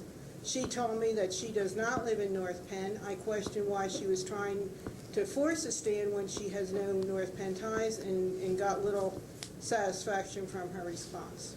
And I just wanted to share that with the audience here. Thank you, June. Okay, other, Mr. Bailey again. Let's keep it brief, Mr. Bailey, and your dirt road of misinformation, make sure you don't head on it too, please. Yes, sir. Okay? I'll pick up where I left off and then go to property values. The district's projected fixed costs that are associated with the second high school, that is for added administrative expense, custodial, security, utilities, custodial supplies. These are things that go with the building itself, plus the debt service on the cost to build it, come to $5.2 million per the district's own figures. If you divide that by the 400 excess students that will be served at the peak year in 2004, you come out with $13,000 per student for those building-related expenses. The instruction-related expenses are about $5,200 per student, and that's a total of $18,000 per student. It would be in the interest of everyone, including the parents, if the parents would be allowed to send their child to any private school, because every private school is cheaper than that. I understand that is a legal problem now, but the district does send students to adjacent public schools and pay the tuition and transportation to do that. It seems to me like if we had the district do that for those parents who wanted to do that, that would be a great benefit and might be enough to avoid the need to build this second school. We only need 400 people to do that. Now, property values. Everybody knows that property value is related to value received versus money paid. Spending money to have vacant classrooms it adds cost, it gives no value. It makes the area less desirable, not more desirable. If you want to add value and property values, I suggest you give parents freedom to choose the school that they want to send their child to. That adds significant value and could improve property values. Now, 2/3 of the residents of this district pay $2,000 a year roughly and demand nothing in return. They have no children in the school district. The cost of the second high school translates into about $175 per year for an average homeowner. This means when people buy a house, the price that they can pay is determined by how much a month that they can pay. Now, if you increase by $175 a year the amount that they have to pay in taxes, that reduces by $175 a year the amount that they can afford to pay for a mortgage. Now, at today's interest rates, that translates into about $2,000 on the price of a house. So if you raise everybody's taxes by $175 a year, you will reduce the value of that real estate by $2,000, unless you provide something that is worth more than $2,000. And I don't think empty classrooms does it. One scary thing about this project is if you build it, they might come. And let me tell you what I mean by that. If you raise taxes on people who own homes but do not use the school district, you will force some of those people to leave. If I and people like me leave, but we might be replaced by people that have 2 children and they come to this district because you got all those empty classrooms. They want to fill them up. The people that come, if you remember the $17,000 per student is the cost of building that second high school. If we get those people coming in, they pay the same $2,000 a year in taxes that I pay. They cost a lot and I cost nothing, and that's a money-losing proposition for the district and for the rest of the remaining taxpayers in the district. As that process rolls forward, you get more and more people, you get more and more requirements for school tax increases, and taxes will spiral upwards. So, bottom line is I think building the second school is not necessary, it's not justified by the numbers. The quality of education is determined by what happens inside the classroom, and that's not going to be affected by how many vacant classrooms you have. Thank you. Thank you. Anyone else? Great, we'll move on to the superintendent's report.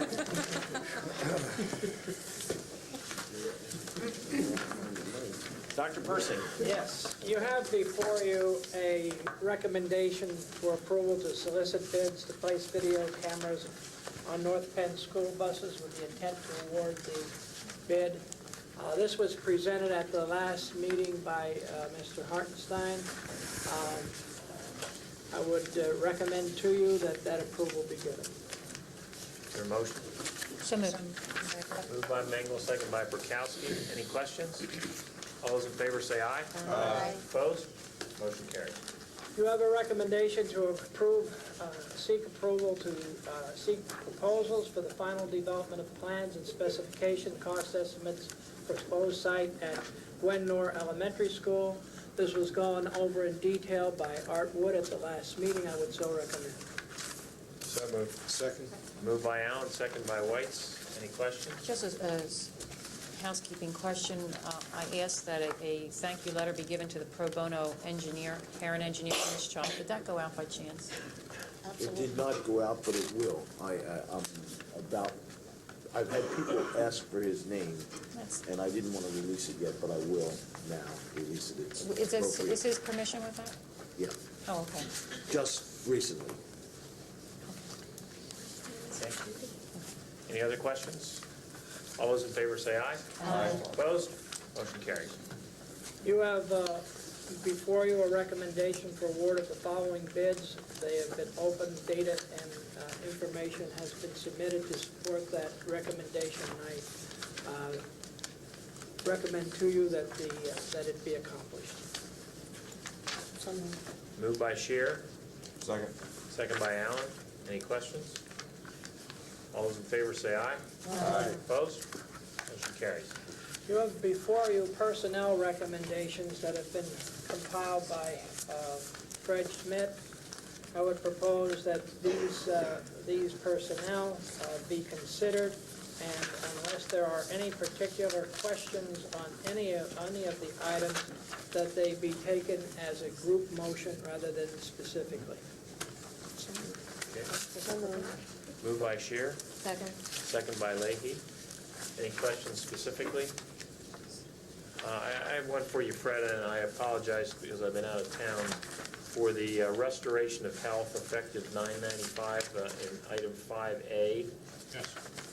We're projecting that already. Yes, and that's not necessarily unusual. She is trying to make it through this year and has been out some part of this year already. Okay. But the doctor has indicated that he obviously feels that that's necessary next year. Okay, thank you. Like I said, I apologize for not calling you soon. Any other questions? All those in favor say aye. Aye. Opposed? Motion carries. You have before you a request for student travel. Most of these have come from and through Dr. Fike. We have gone over it in cabinet. We would recommend that approval be given by the board. Moved by Shear. Second. Second by Allen. Any questions? All those in favor say aye. Aye. Opposed? Motion carries. The informational item has already been given by Mr. Allen. I don't know if there's any further information that you need. On the vandalism report. Any questions on the vandalism report? Okay. Thank you, Dr. Persing. We have a recommendation to ratify the appointment of Tom Whalen to the North Penn School District Authority for a 5-year term. Is there a motion? Second. Moved by Shear, second by Whites. Any questions? Just a comment, President Bowman, I am really pleased to see Mr. Whalen coming back in this capacity. I had an opportunity to serve with him for 2 years on this board when I first came up here, and I found him to be intelligent and very much a gentleman, and I think he's a fine man, and I'm glad he's been picked. I agree. Any other questions or comments?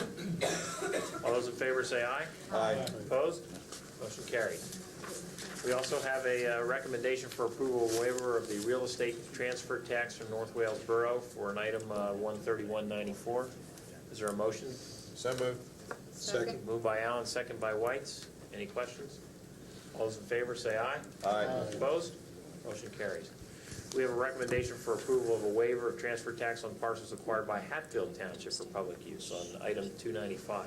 Any questions? I'm sorry, do we have a motion to that effect first? So moved. Slate. Moved by White, second by Shearer. Any questions?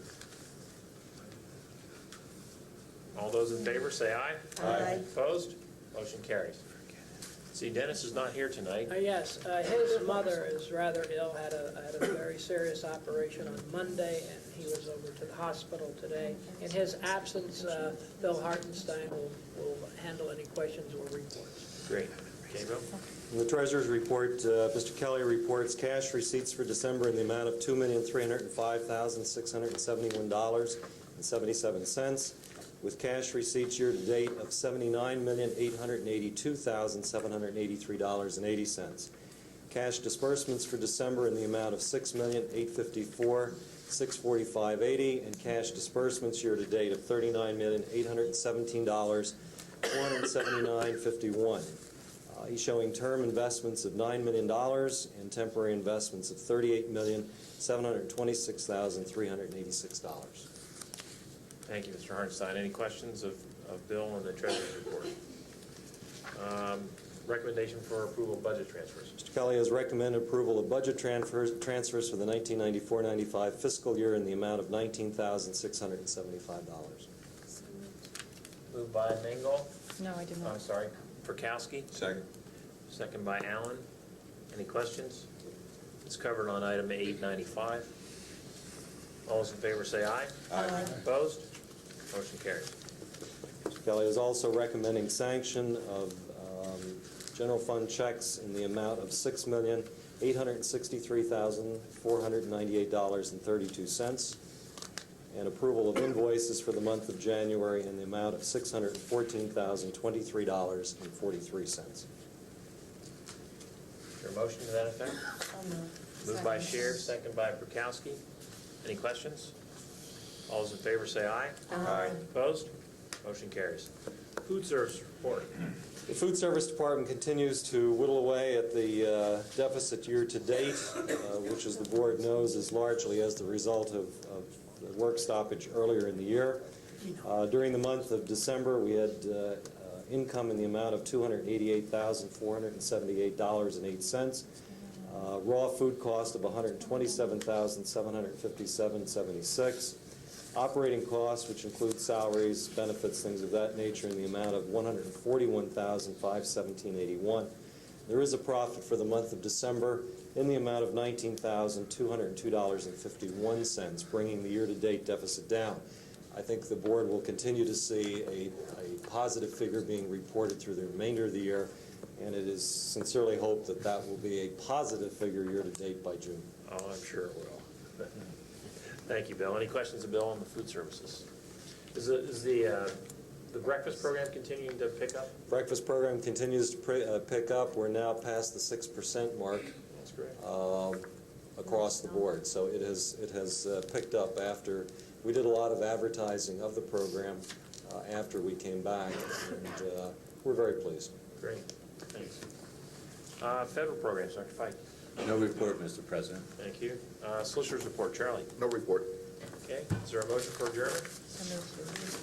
It would have gone under other business, but you moved on, and I thought I'd do it under the solicitor's report, because you did pass by onto the, because it was other business, you didn't ask for any from the board.